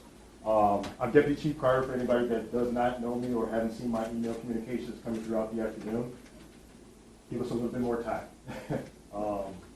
As you are aware, things are very chaotic at this point and have not necessarily calmed down while we vigorously and diligently work towards getting you all the information that you are asking and seeking. So, in order to be as accurate as possible, we are working more to get all specific details and or questions answered that you will be asking. So give me a little bit more time and the chief and I will be with you. Is there any preliminary questions that I may be able to answer, not specifically or directly involved to the suspect and or motive? Because those are questions that you're going to ask, right? And I know that. Do you have the approximate time of when you guys received the call about this? You know, I actually was notified about 11:30 a.m., but I can be more specific with you when I do come back in. Okay. Okay? Will we give the names, sir, of the suspect? To be very honest with you, no. No, ma'am. Do you have the status of the security guard who has been injured? Is he okay? We do, and I will provide that to you during the release of all the other information. Okay, thank you. So we are going to brief you on that as well. Thank you. Will you tell us if the suspect was a disgruntled former church member? If we have that information, Okay. I will be able to share. But again, Okay. I want to be able to provide you the most accurate and detailed information possible to answer your questions, right? And so that you can put out the information to the public. So those are things that we're still working on. Okay. Do you have an ETA on when you might be able to come back? Give me 15 minutes. Okay. This is coming from another person. The video that's been shown online of people hiding behind seats, is that authenticated as that actual church? I have not been able to confirm or deny that. Okay. I have seen that video, but I have not been able to confirm or deny. So you're thinking another 15 minutes before you guys do the press conference? Or is that, I heard somebody say? That's the goal. Okay. That is the goal. But if not, I will be back in here within 15 minutes to update you again. Okay, okay, thank you. Fair enough. Anything else? Okay, hey, like I said, thank you so much. I know you guys have been sitting and waiting for quite some time. I appreciate you guys' patience, okay? All right, Thank you. Oh, he showed us already over. They're streaming it, we don't have it for later.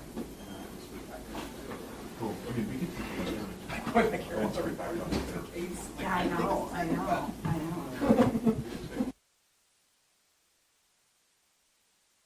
Oh my God. Yeah, I ended up taking my.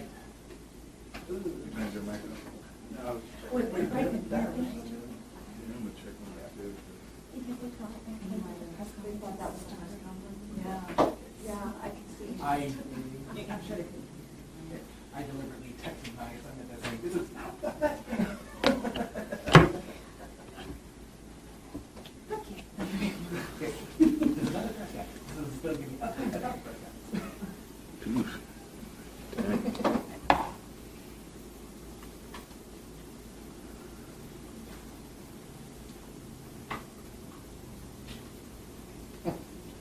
I'm guessing Judy took a nap.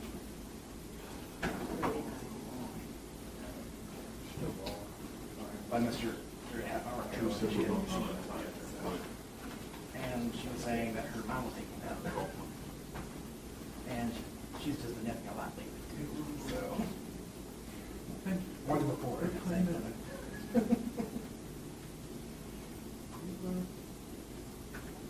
Actually, the other day she gave me like, why didn't you wake me up? It's almost 1. And you work at 3. What's been time for you? I'm like, I wasn't sure I for it.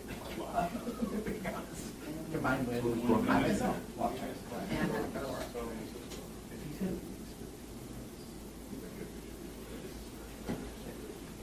He's saying it's like 50 minutes, but he'll be back in 15 one way or another to give him an update, which might be another 2 or something.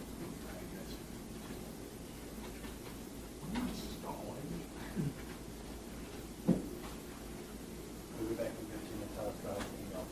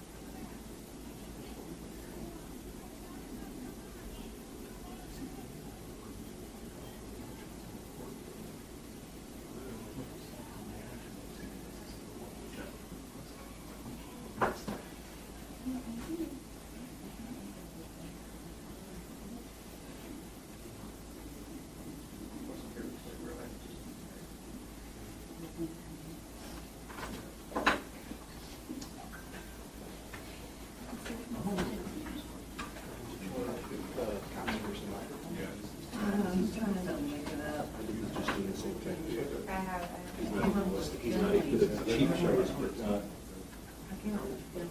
Deputy Chief Henry Carter.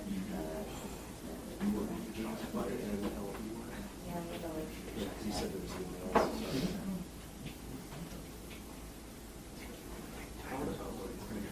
I'm so blind.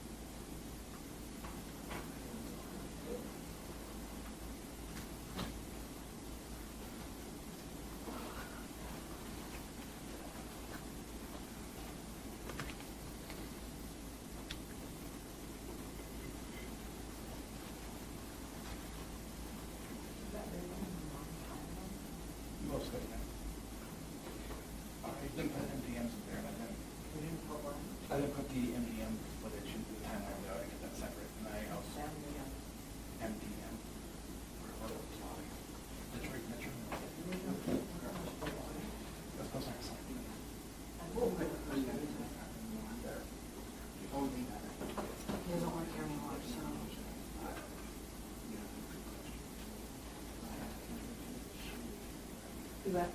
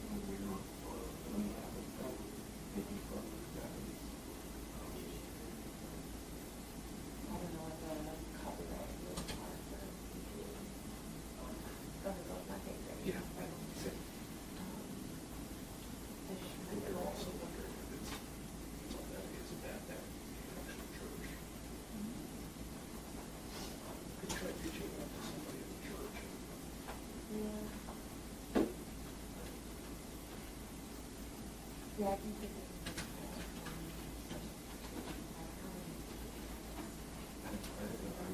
This is coming from.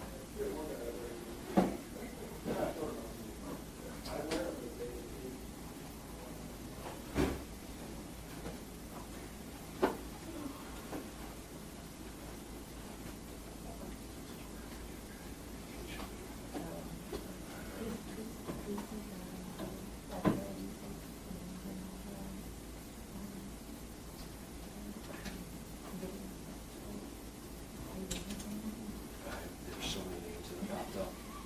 That's part of the problem. And I think some of them are white. So,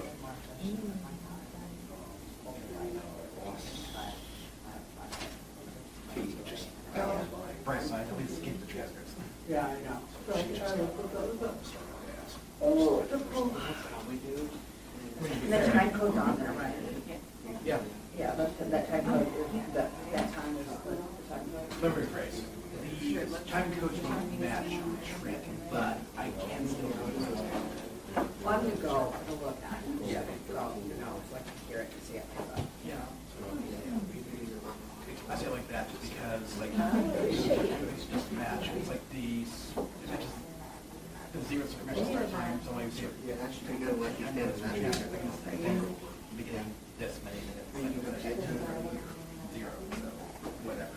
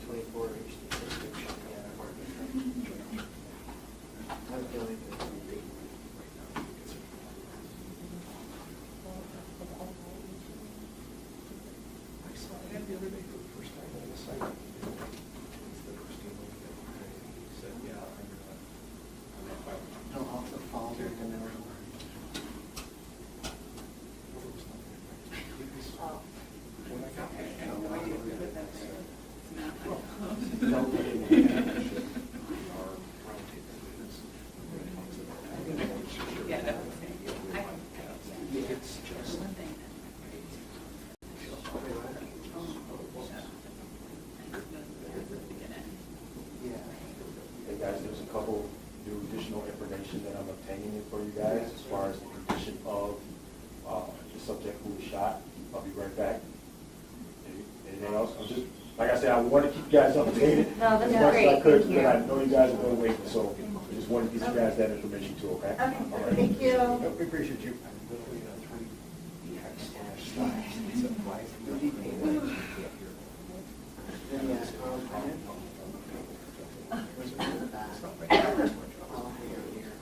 Yeah, yeah. Thank you. Sit down. That's all it takes sometimes. Well, I mean, if this was an IT, Who's your ass? basically you have to go to the box, health box, type of Trent, and then he'll Need your chair back? then bring it up. No, you're good. And then ask about, hey, do you want this? So they say, yes, I want this, but then it goes to multiple corporate students. Eventually to Laura. None of these kids ever done Well, probably, I know Australia requires a license or a purchase for use and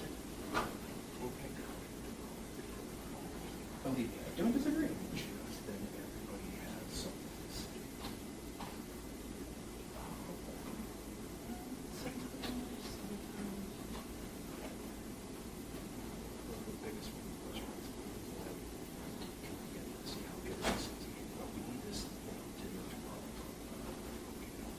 Right back to 100 plus parking tomorrow, and again on Tuesday afternoon only. And 20 on Tuesday. We've all been there. Because it's going to be, because I was next whether you do it or just on that sheet. I used to work with next week. Up in Flint? Yeah. We actually also want to see you too. Same time. Good guy. Oh, super nice guy. He was a law for 25 for collection, but he didn't blame Yeah, yeah. It's like time moving home for a better pay and better hours. But I did two different jobs and then, yeah, I'm cheap. Probably, he's awesome. He has tremendous eyebrows. Oh, they're epic. Oh, yeah, they're first team all eyebrow.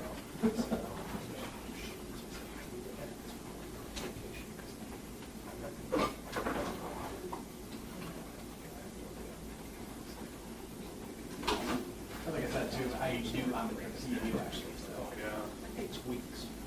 But there's like one time where,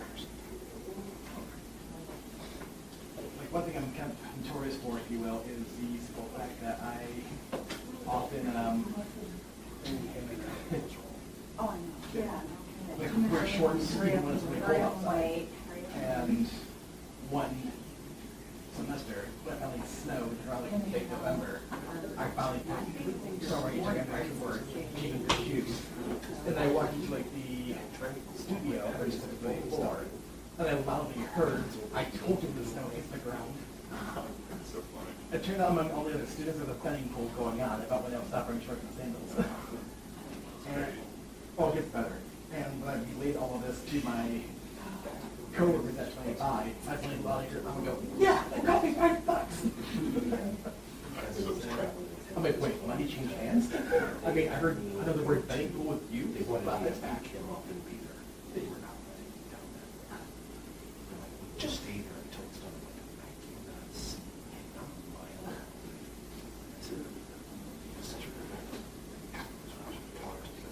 No, because we did that with the video.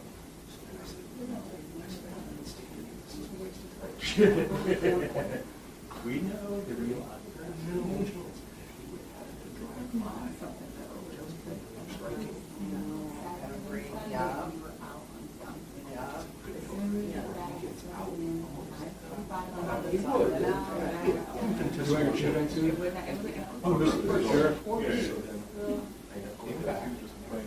Where are you? You can have it. No, I'm going to tell you. Let's go. Jokes were made.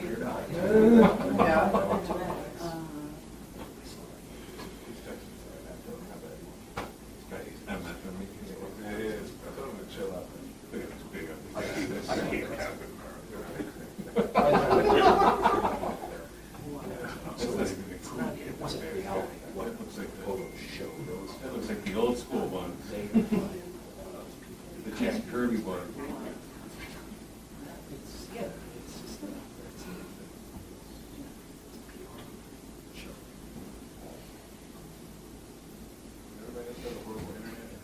Yes.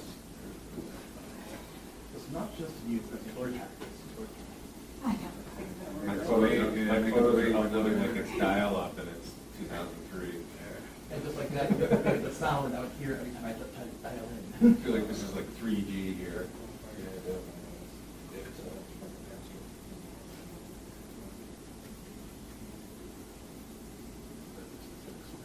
I knew you talked to I'm old enough to remember when the first like trailer that really hit the internet was like Phantom Menace in like 1999. And it took 2 hours to download, and it took like it was a 2-minute trailer. And it took 30 minutes to watch because it had buffering. but everyone across the country was just like. I mean, at that point, Star Wars was still like a big deal. Now it's like, oh, no, yeah. You know, same question to AI. Yeah.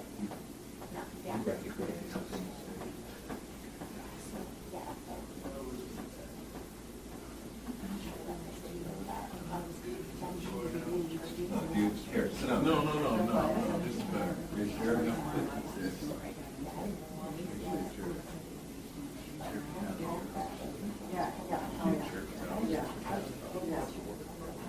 Doesn't everyone have He said the condition of the shooter, as though the guy was still alive, but I saw a report. Oh, no, he passed. Subject.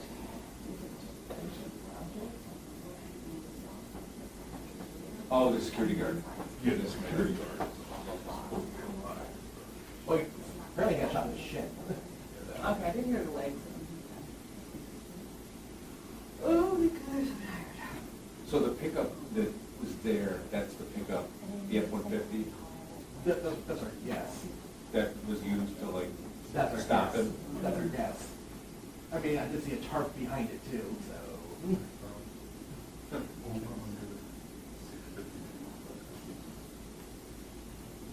Oh. No, that's not. Standard minus 110. It's almost a shot at the truck. Oh, yeah, we've done that. That's why it's something like No, it's not shooting at the guy. The church member got in, the Good Samaritan got into his car, the pickup truck, and went down. Into the second. Yeah. Well, someone saw him walking towards the church arm. That's what he hit him with the truck. Well, the guy fired shots. Yeah. But you know how there's testimony with various levels of knowledge.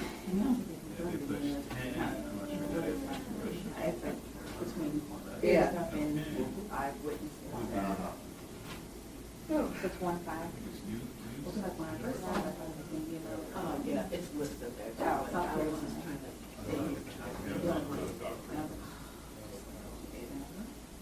Yeah.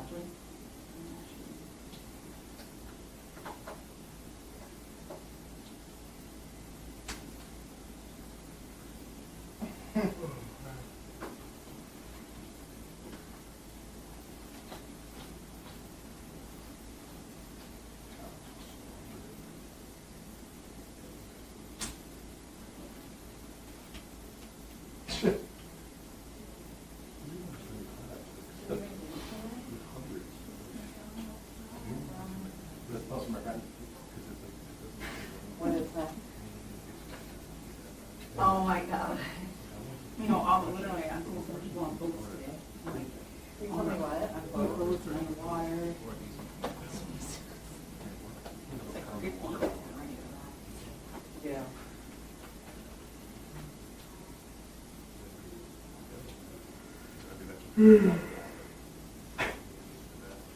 Speaking of Anna being Ahmed,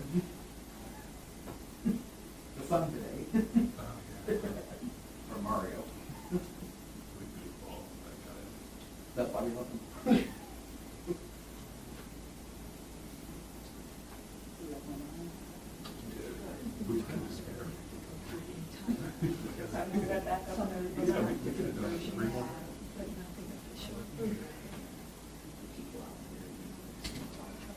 got gas truck, Yeah. So my cousin's still running.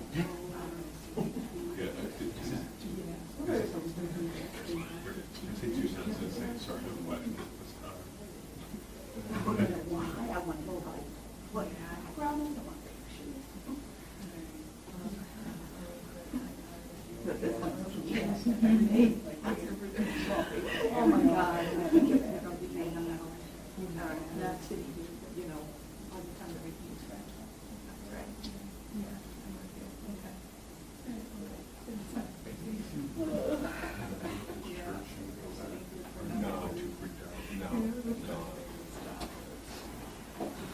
There's three other churches within a mile of it. You don't go there.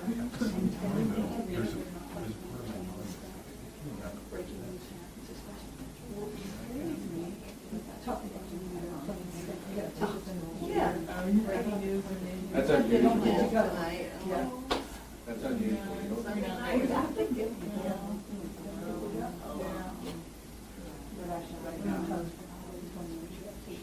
Well, it's also, yeah, but this is also a huge church in the they usually have like 250, 300 people.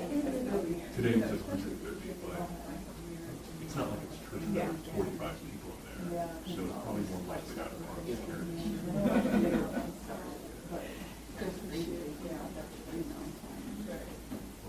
Sometimes I feel like that's interesting that they have.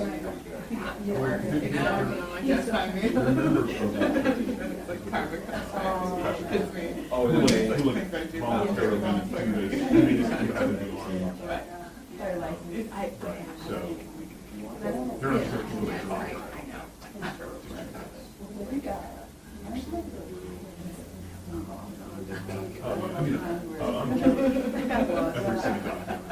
the JCC has hired a considerable number of ex-police officers, including a buddy of mine.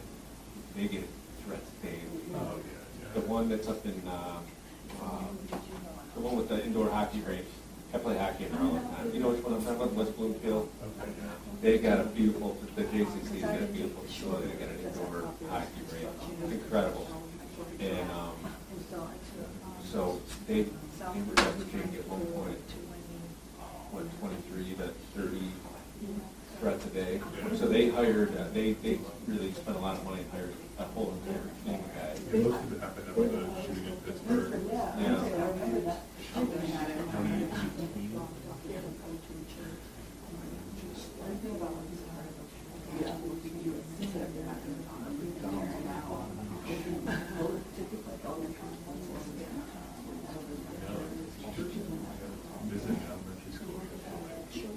I want to come off as like a normal person because I'm scared. I'm going to look at it. Well,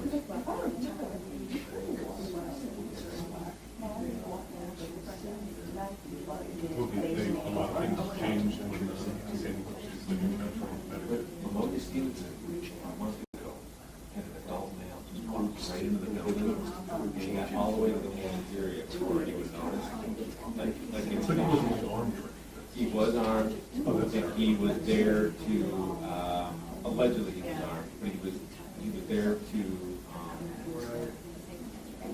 physically confront a student that was there. But he made it into the, if you're familiar with Ammonia Stevenson, he got it through the shop door, and got all the way to the cafeteria before administration taught him.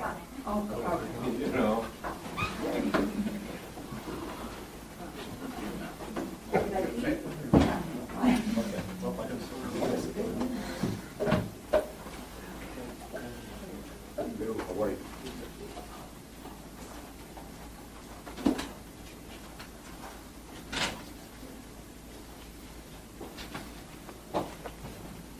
And good evening, everyone. Again, like I said earlier, thank you so much for your patience and your time. I know this has been a very warm day to have to cover this type of violent and tragic event. I am Deputy Chief Carter. First name is Finley, last name is Carter. I am the Public Information Officer for the City of Wayne Police Department. Today I have Chief Strong from our agency who will be briefing you and updating you with all of the information that we have up to this time. I would ask if you could just silence your cell phones or anything of that nature that could be disturbing during this time. Sir.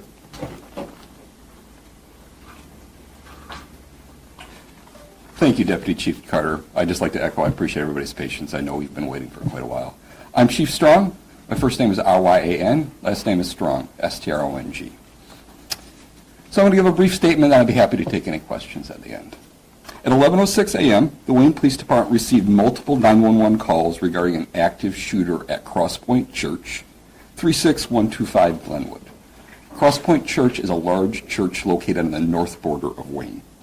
Officers arrived and determined that the suspect arrived at the church and began to drive recklessly, drawing the attention of church staff members. The suspect exited his vehicle wearing a tactical vest, armed with a long gun and a handgun. He approached the church building and began firing his weapon. Several staff members from the church approached the gunman. A parishioner struck the gunman with his vehicle as the gunman shot the vehicle repeatedly. At least 2 staff members shot the gunman, causing fatal wounds. 1 staff member was shot once in the leg by the suspect. The church staff members do not wish to be identified at this point. The Wayne Police Department is still investigating this incident with the assistance of multiple local, state, and federal partners. We are grateful for the heroic actions of the church's staff members, who undoubtedly saved many lives and prevented a large-scale mass shooting. I would add that the church parishioners and staff members were trained in responding to emergency situations, which also saved lives. The gunman is a 31-year-old white male from Romulus. His motivations are unknown, but at this point it appears he was suffering from a mental health crisis. That's the end of my statement. I'd be happy to take any questions. What makes you, what evidence do you have that he was suffering from a mental health crisis? Just some preliminary interviews we conducted on scene. So you believe it was his intention to commit a mass shooting? Yes. What did he have to do with this church? Is he familiar with this? We're not aware of any connection at this time. So why this church? We do not know. So you don't believe he was a disgruntled former member? We have no information to that effect. And he wasn't able to actually get inside? That's correct. All of the events I described occurred outside the church building. Was he 10 feet from the entrance or being able to access the church? It was quite close to the church, but I can't speak to the 10 feet. What kind of, did he have any past interactions with police on record? Our interactions with him in the past were quite limited, but nothing of note. Can you talk about the weapons and how much ammunition you had? No, I don't have any further information this time other than it was a long gun and a handgun. I'm sorry, sir. A long gun, such as a rifle, and a handgun. What kind of prior criminal history does he have? I'm not aware of any. I know there's been talk, and I don't know if you've heard about this, is that he was posting photos of the church with ramblings about Christianity. Have you heard anything about that? I've heard rumblings about that as well, but we're in the early stages of our investigation, and we're not prepared to identify him at this point either. Did it seem like he had any accomplice or anyone else helping him? We have no information that anyone else was involved. I feel pretty confident that he was alone. So he never physically gone to the church, right? Correct. He'd never entered the church. And the person who was shot in the leg, that was a security guard? He was a church staff member. So he was outside? Correct. And he was shot by the suspect, the gunman? So there were 3 to 4 church staff members. One of them was shot. By? The suspect. Was the staff member who got shot one of the 2 men or people who shot the suspect? I do not believe so. Do you have any indication that this might be an obvious question, but how pre-planned or if this was pre-planned? I don't have too much information other than he arrived wearing a tactical vest and 2 guns. 2 guns, so one was a long gun and one was a handgun? Yes. And this happened around 11:01 a.m.? Our first call was 11:06. What kind of vehicle was he driving? I do not know. The security guard that was shot, are they still in the hospital tonight? Yes, security guard is awaiting surgery, but his injuries are not life-threatening. Okay, well, I appreciate everyone's time. I have one question. Sure. Are you aware that there is a male whose name is being put her on social media. I am aware. I don't intend to publicly speak the suspect's name. We'll certainly share with the media the name of the suspect via an email update if everyone wants to sign in on their way out.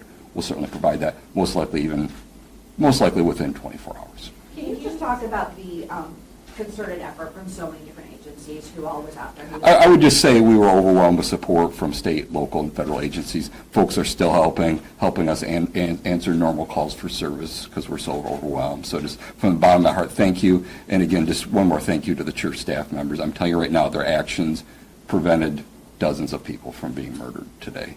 So thank you for your time. Make sure to sign out so we can get you any updates. Chief, Thank you, sir. said Thank there you. have been any fires. So real quick, just I want to reiterate what Chief Strong has discussed regarding the media sign-in sheet that I have placed on the back table here. I've also included my business card with that, and that has my direct contact information. It is best to email me with any additional questions that I may be able to provide to you.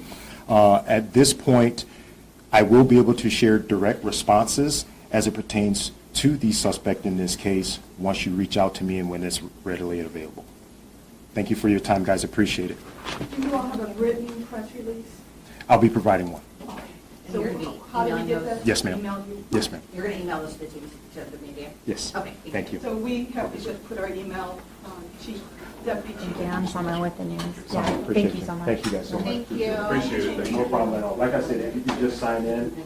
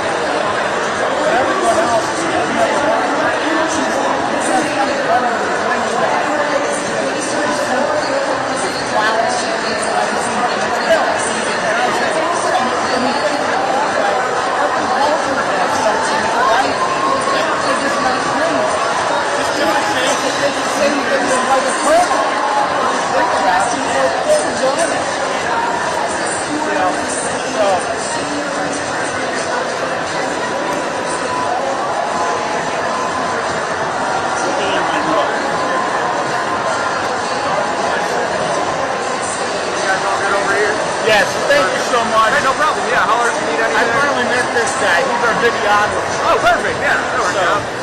I haven't met him before. Until We about got 2 minutes ago. Oh, that's cool. Well, welcome. We're bringing people together. Thanks for bringing us Hey, have a great time. It's really good. Yeah. I'll be floating around all night, but Melinda, Tina, and Danny can help out if there's any questions. All right, that's fine. And then this is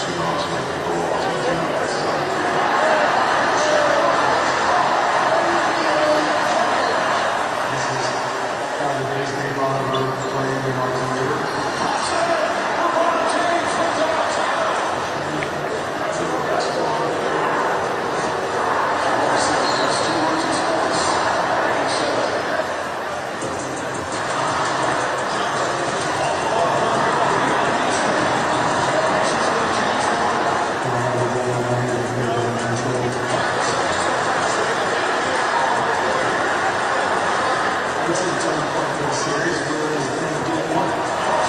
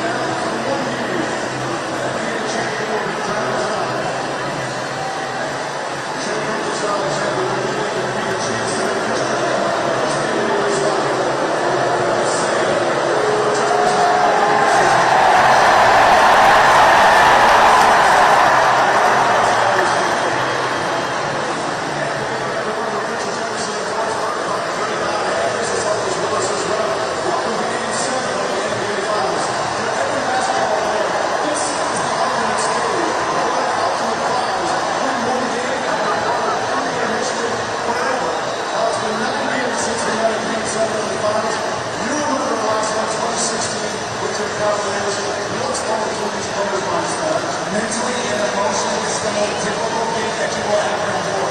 Yes, it's a one-thing situation, but the biggest task is can you stay present? Up by six, down by six, it's about the next play. What's the key for OKC tonight? For OKC, they have to get back to their identity. They have to be who they are. And who they are is a team that doesn't turn over the ball. You can't turn over the ball against an Indiana Pacers team because they don't make you play. And the individual defense, they have to take on account. TJ McConnell has been outstanding against this top defense. And I was always told, the game 6-7 situation, you want to have the best player on the floor. That's playing KD, and he has to play well. As for Indiana, they're the subject of our Danon Caribbean HQ doors. One of the things in these playoffs is never underestimate the Indiana Pacers. What a run this has been. What's the key for them to finish it off? So the Colorado Strikers team is a unique ecosystem that is interdependent and now. So that means you better have a point guard who is willing to get off the basketball quickly and be a guy who can dominate a game without dominating the basketball. He is playing through the boundary with tremendous reps and the last step from Mike. He has been a stopgap defensively all over the floor. The other thing he provides is a bunch of dangerous transition offense, and he's the lone guy that attributes all of that is contributed to them being on the precipice tonight. Game 7's tip off approaching. Coming up next, the starting lineups for the following season.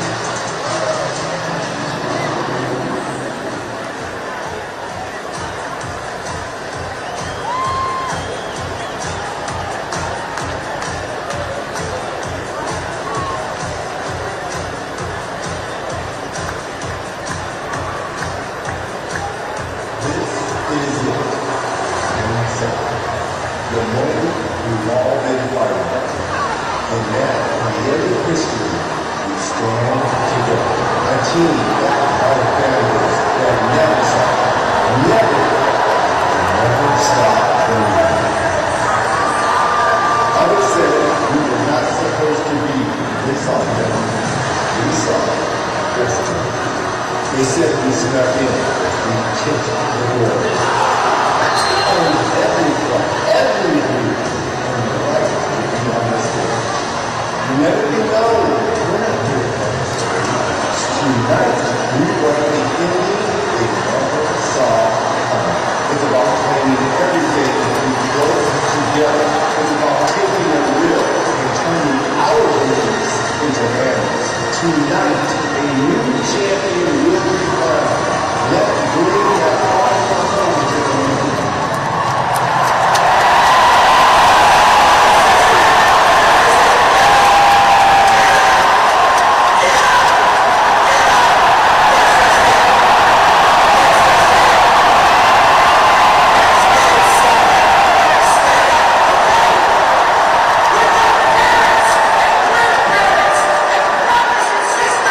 Who couldn't be here tonight?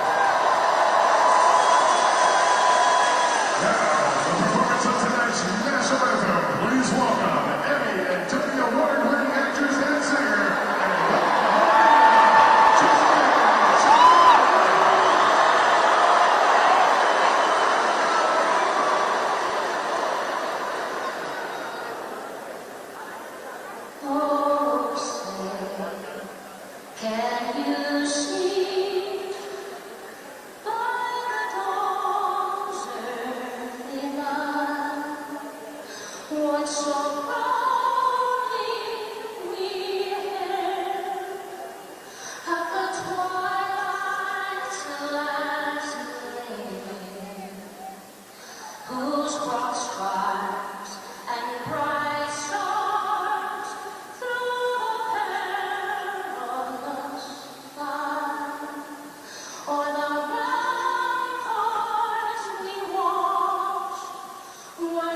gallantly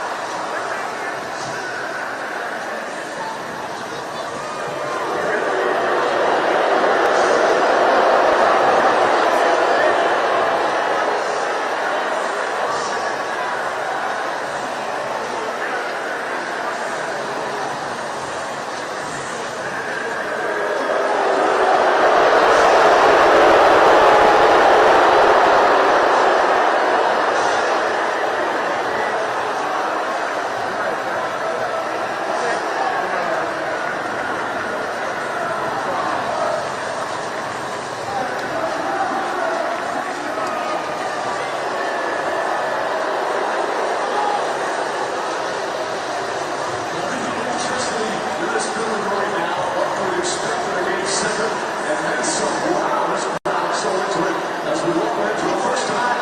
He laces off his English.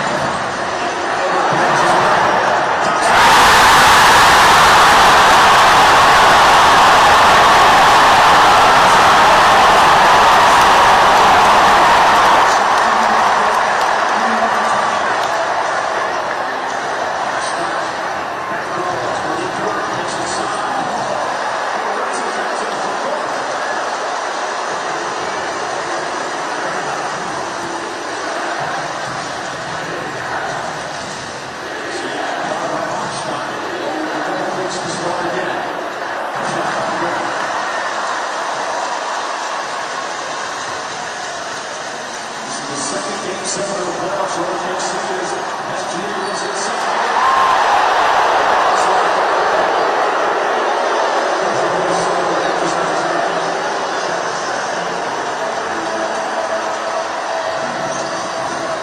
And Newborn with the backdoor cut. Bridges his first lead language, but he knows he can use English on that backboard. And let's just, this sequence right here has been pivotal all series. Many have been able to continue to show that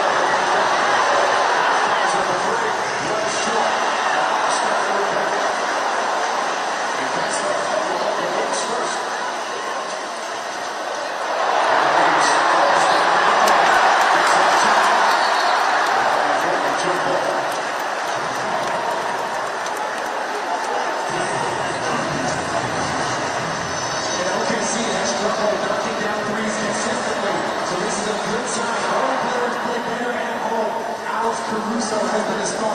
There is no one within 10 feet of him. And that's what you want to see, them knocking down open shots, especially on passes from FTA and J-Dub. Officials going over to the scores table. Probably checking to see whether or not they should have reset the shot clock. Was there a team in possession? Right now the shot clock says 24. Einstein and Vidmar for the jump.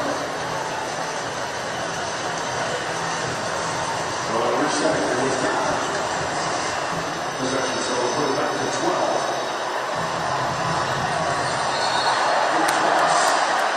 They're going to do it again. Don't see that very often. Well, we saw a foul jump out earlier in this series. An official also gets fouled. Williams is saying that Denmark grabbed his wrist. I don't think that's what the officials are discussing. So they'll do it again. It's not the easiest thing. It might seem easy, but they get the toss. Others supposed to wait till the ball hits his apex. That typically does not happen. Don't forget it. It's not all going down to 8. The green STA back court. It's Tess Turner. Picks up Caruso. It's not a good look from three.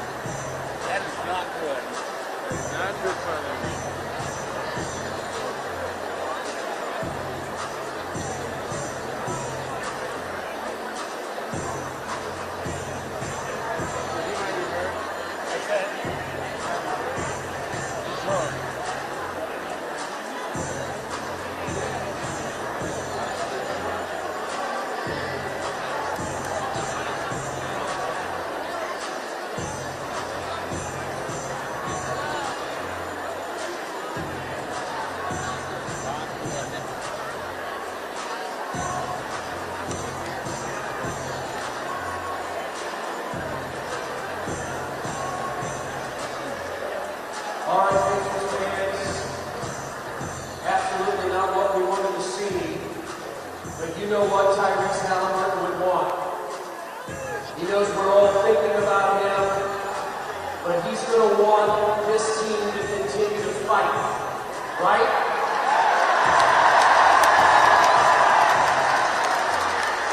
He is the leader of this team. We know what he's been since he arrived in Sacramento 3 years ago. And he's going to need all of our thoughts and prayers, but he's going to want you to continue to fight so this team can still win an NBA title. I think back to all the games that I've done in my career since Tyrese has arrived. I remember the game in Miami a few years ago when he didn't play. I remember the game in Minnesota this year when the Pacers rallied to beat the Timberwolves. So stay with the Pacers fans. I know what we saw is just very tough. But Tyrese would want you to continue to cheer on his team, your team. Go Pacers!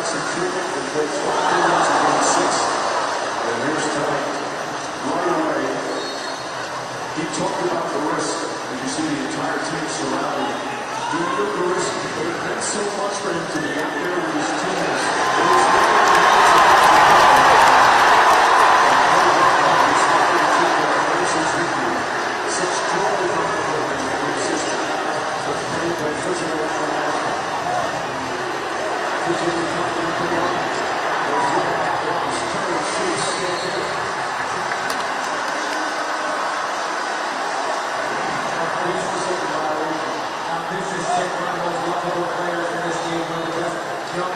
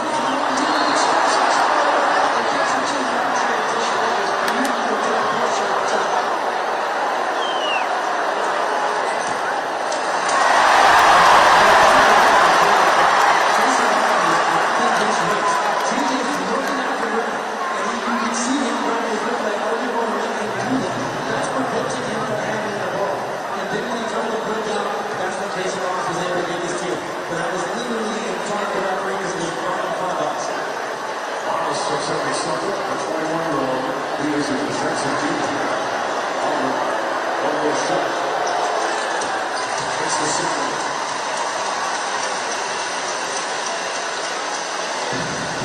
Now looking for a boy down the floor. Seattle catches it. This is an open time. And hits the ball. Gets it. But comes up short.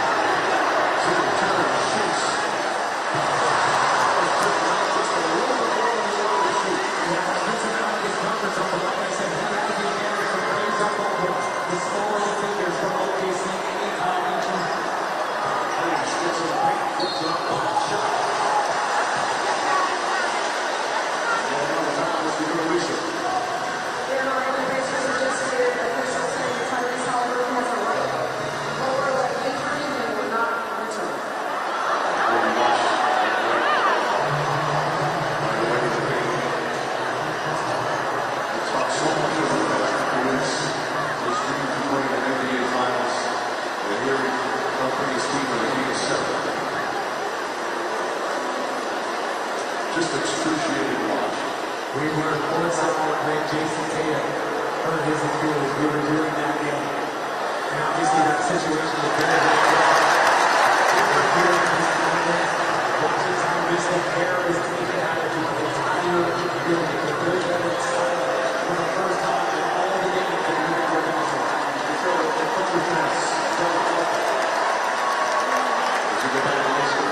Just saw Mr. Congress, just on how his leg was doing. You know, he said that there was some soreness and pain, but that they had been doing a great job treating around the clock. And so this thing came out and it was much better than he thought. He thought he was definitely in a better space. But he thought he was going to be. Like you said, he was doing his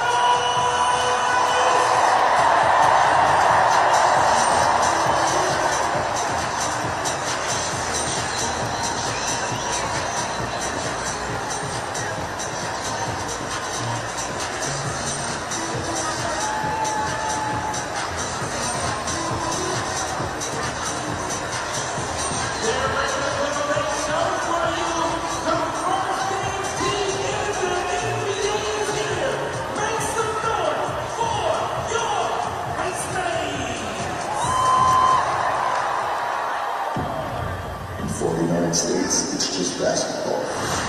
But this is Indiana. If you had one shot, one moment, would you capture it?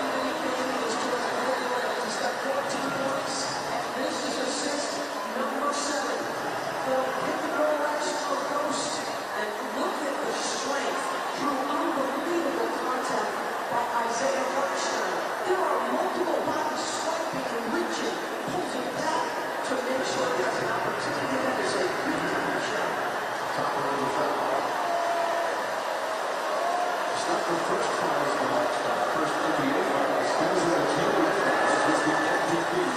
Had 8 3-pointers in the game on single ball. So we got all the way for the defender. We got Pascal Siakam with the champion hustle.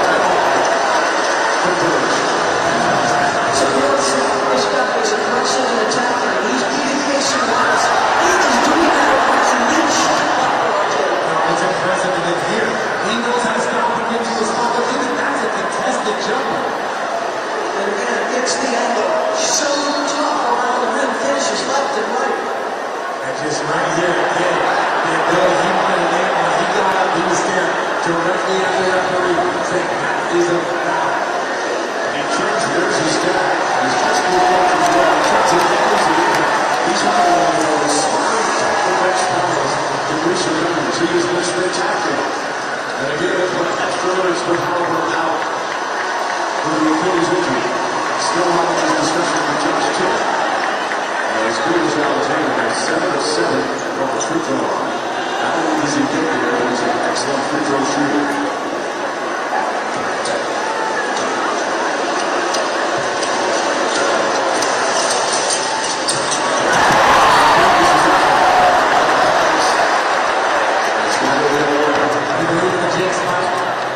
Not the slightest.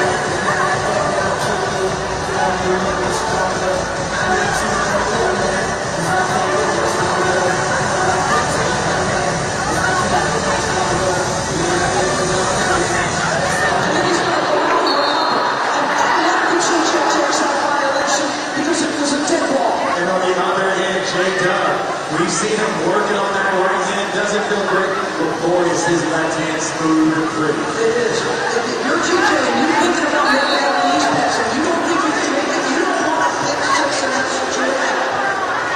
Under 2 point here in the third. Defense intensity is increased. This one's your shot.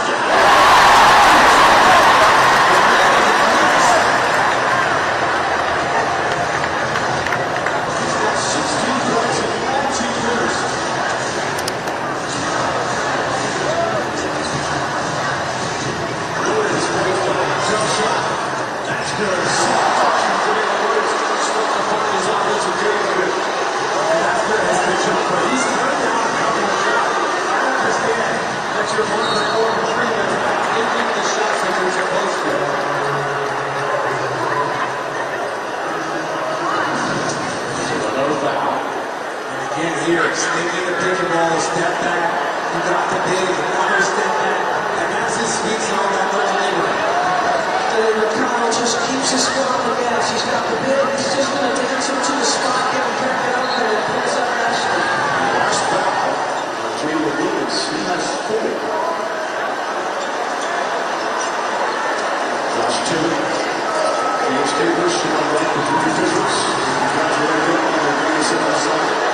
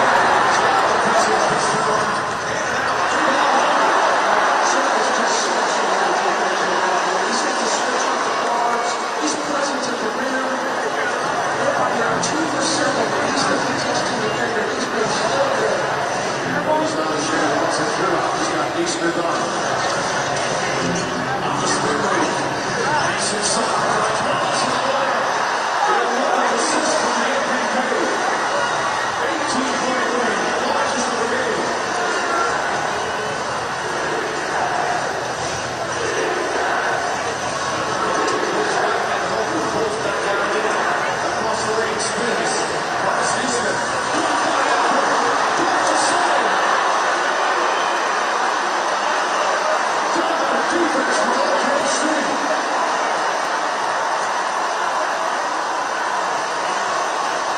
Nicholas Alexander.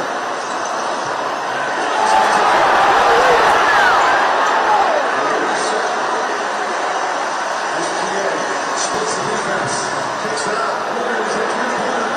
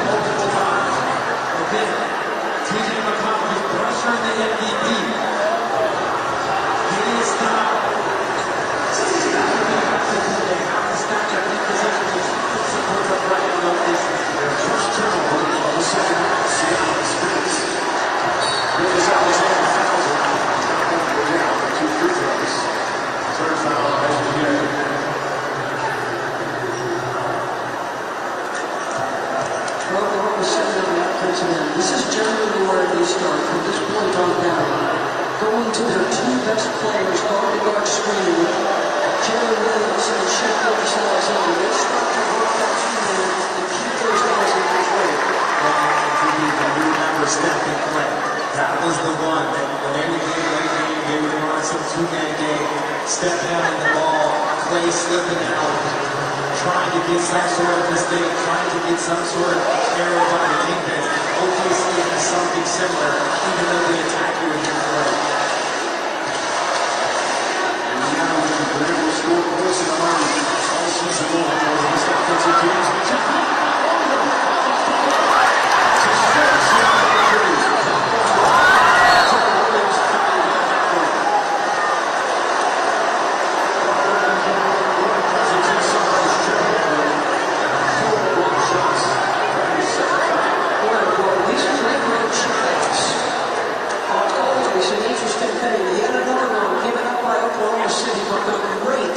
reaction from Chet.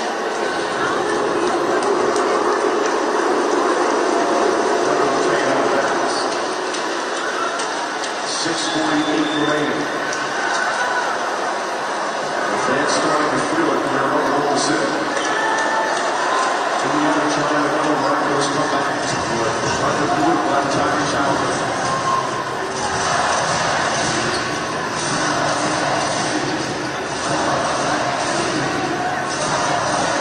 50 seconds. It's Ismail. Comes off jump shot.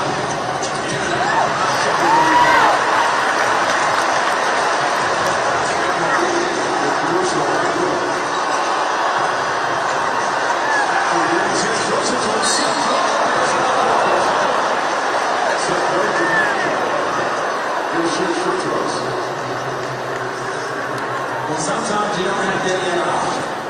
He's falling down. The defense is swarming, but the defense is also spread. But there's Chet Holmgren.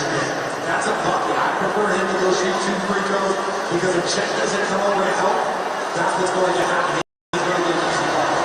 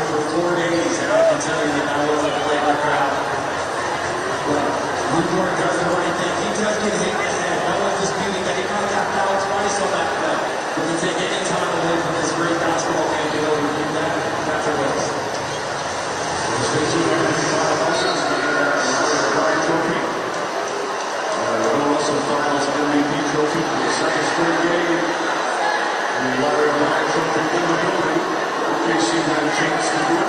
And in the end of game 6, if the Patriots will run a dominant victory, the forces game 7. Some chatter between the opponents.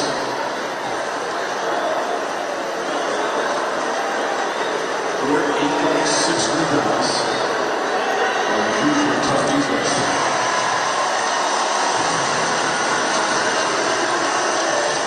It's their version of the big three. Indies out of Alexander for 25-12. A slow start for Williams. A strong second half. And Holmgren's defense just died. Luke Inskill for Montreal. Undrafted. He's been in for 2 minutes. Away from the Michigan top.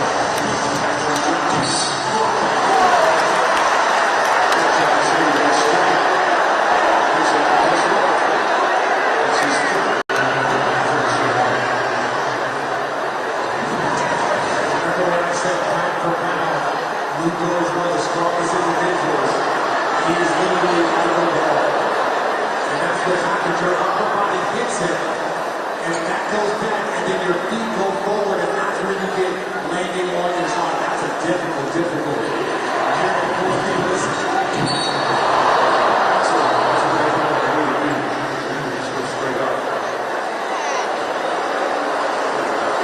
That's still a ball.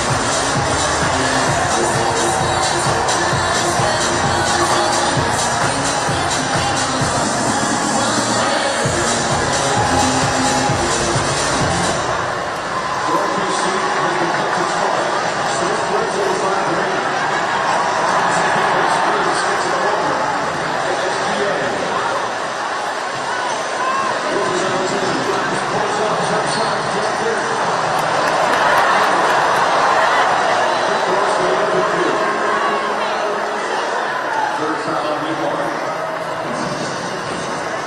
And it does a good job, guys. Tears them off off again.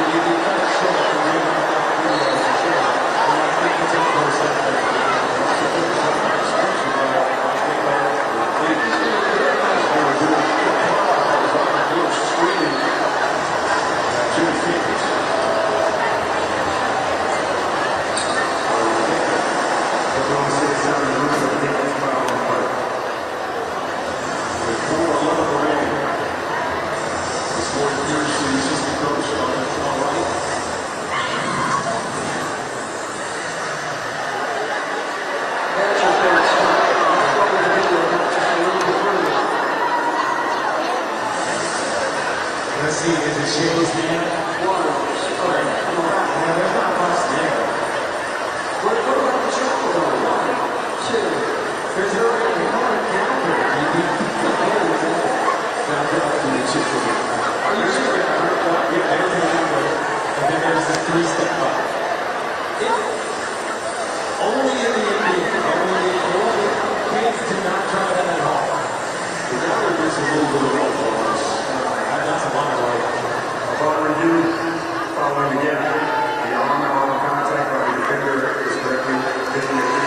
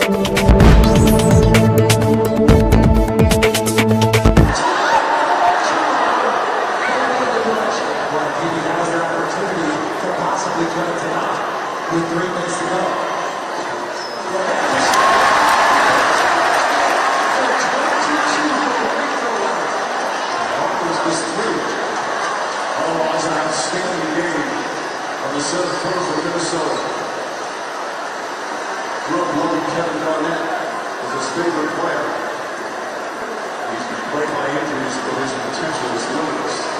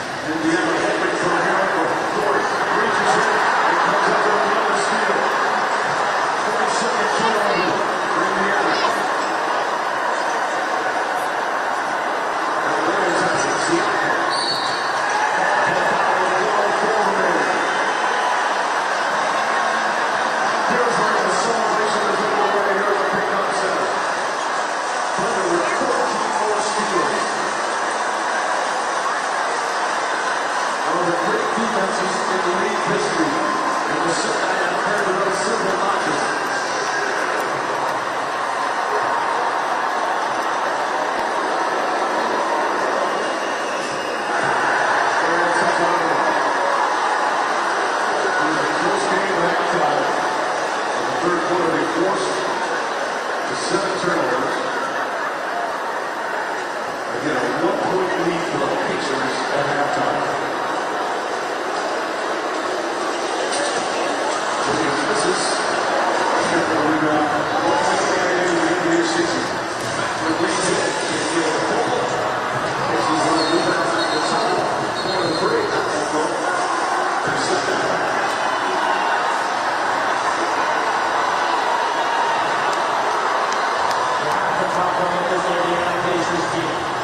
You can see the emotion already coming from their bench.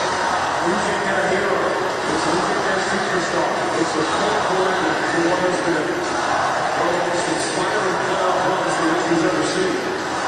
And they fall one game short.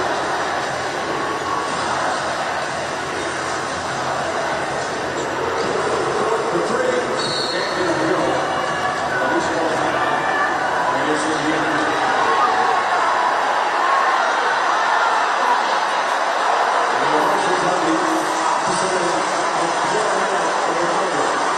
So much expected by season one. One of the greatest regular seasons of NBA history. 68 wins. And now on the boards, an NBA championship. Not big enough for Anthony's bench. And the emotions will begin for the Stars.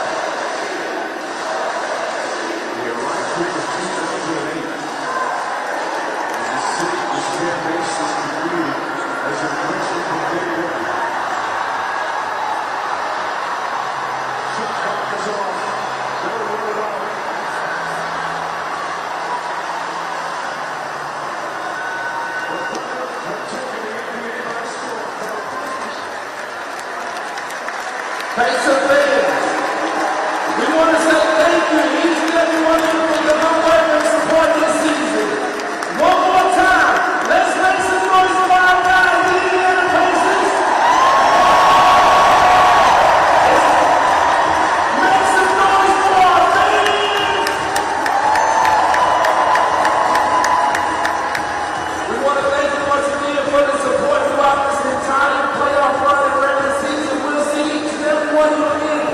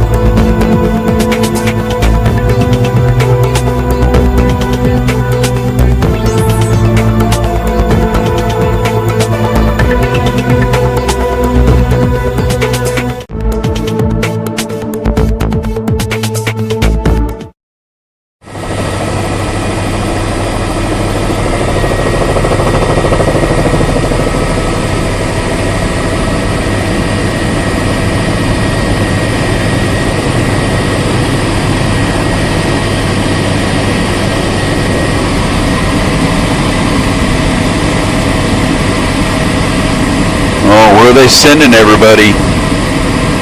Are they trying to clear them out of the street, out of that intersection? Yep.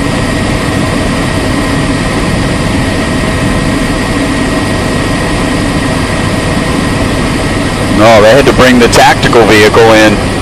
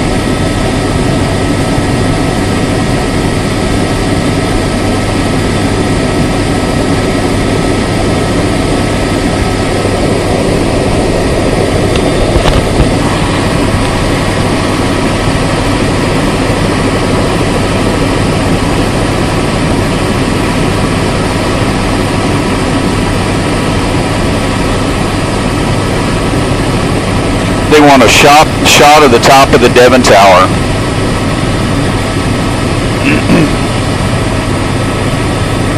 To the left. Come up right there.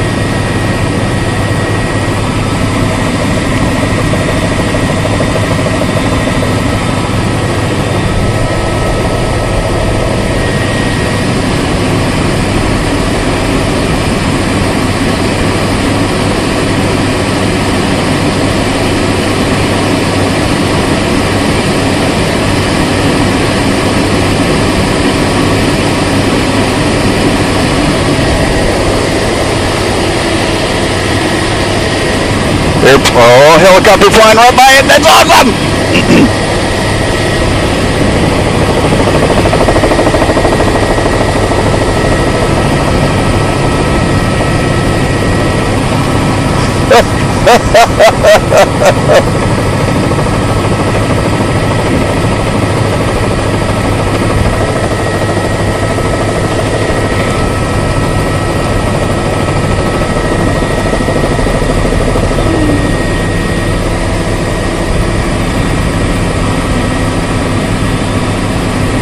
Yep, just lined. Oh, all those people going into the Devon area. Holy crud!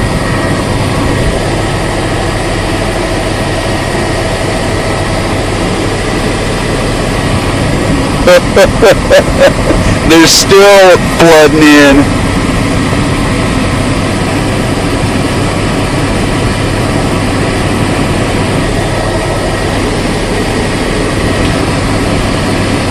All right, look at the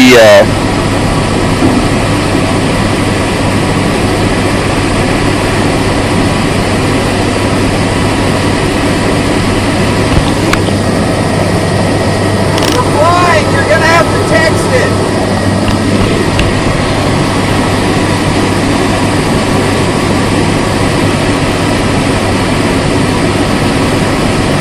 the ballpark.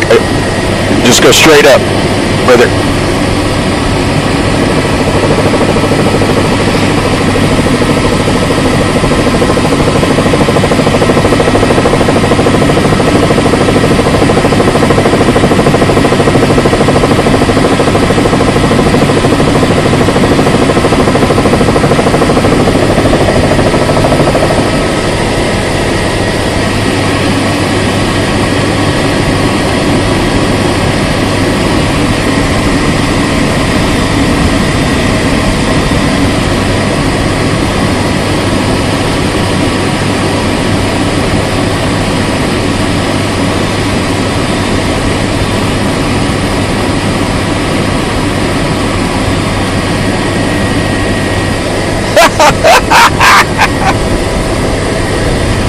Oh man, it's just gonna get worse.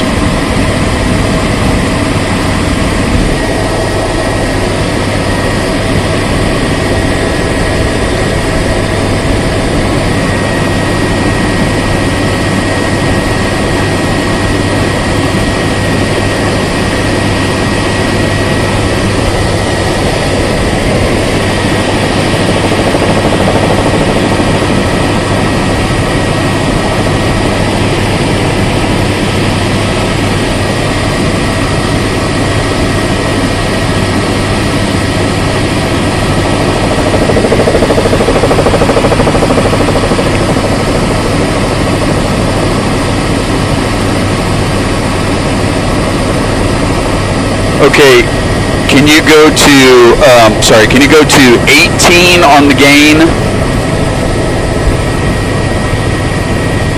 Okay, and then ND filter 1, turn your shutter speed off. Oh, boom. Can you go back up again? And then put the master pedestal all the way up. Oh. No, keep shutter speed off. And then the master pedestal all the way up? I don't either. But whenever you turn the shutter speed off, it got brighter, but can you, so the gain at 18, ND filter 1, shutter speed off, and the master pedestal all the way up.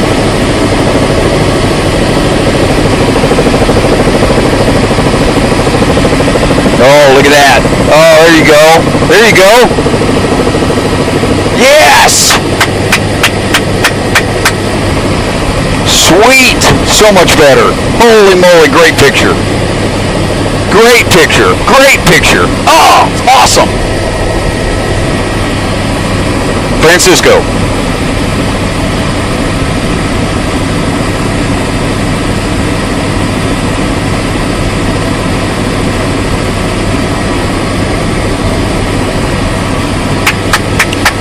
Did Shea get MVP? Who got MVP?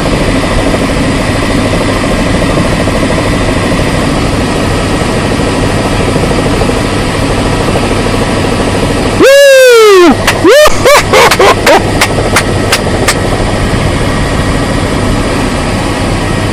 Holy moly! Jeez!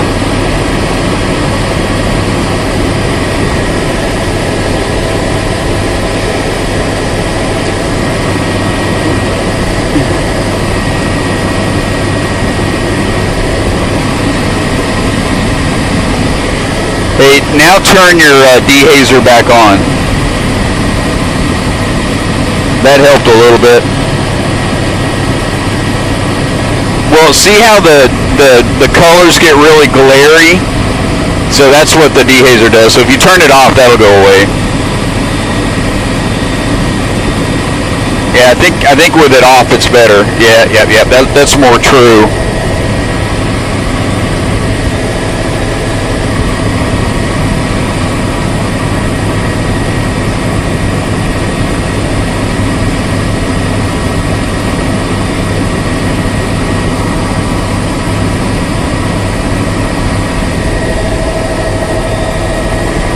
Sorry, I flew too far.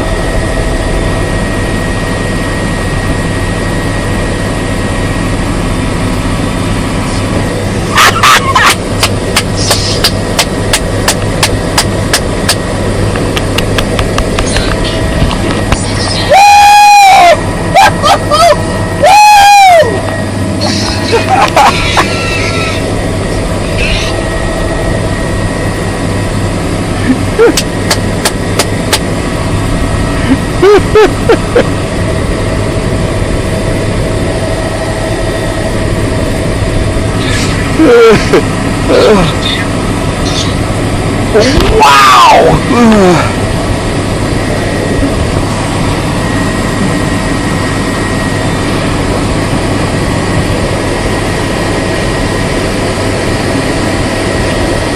You can show zoom out and show the Devon now. There you go. Oh yeah. Yep. Great shot. Man, that's awesome. God, that's an awesome shot. Wow.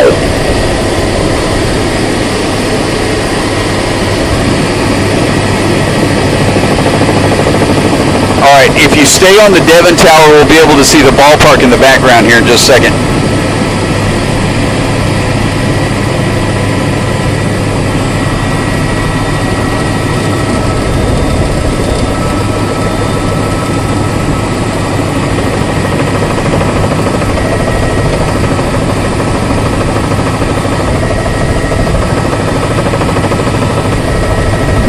Look at that. Look at that. That's an awesome shot. Look at that. That's awesome. Oh, now slowly go down to the right to the PACOM.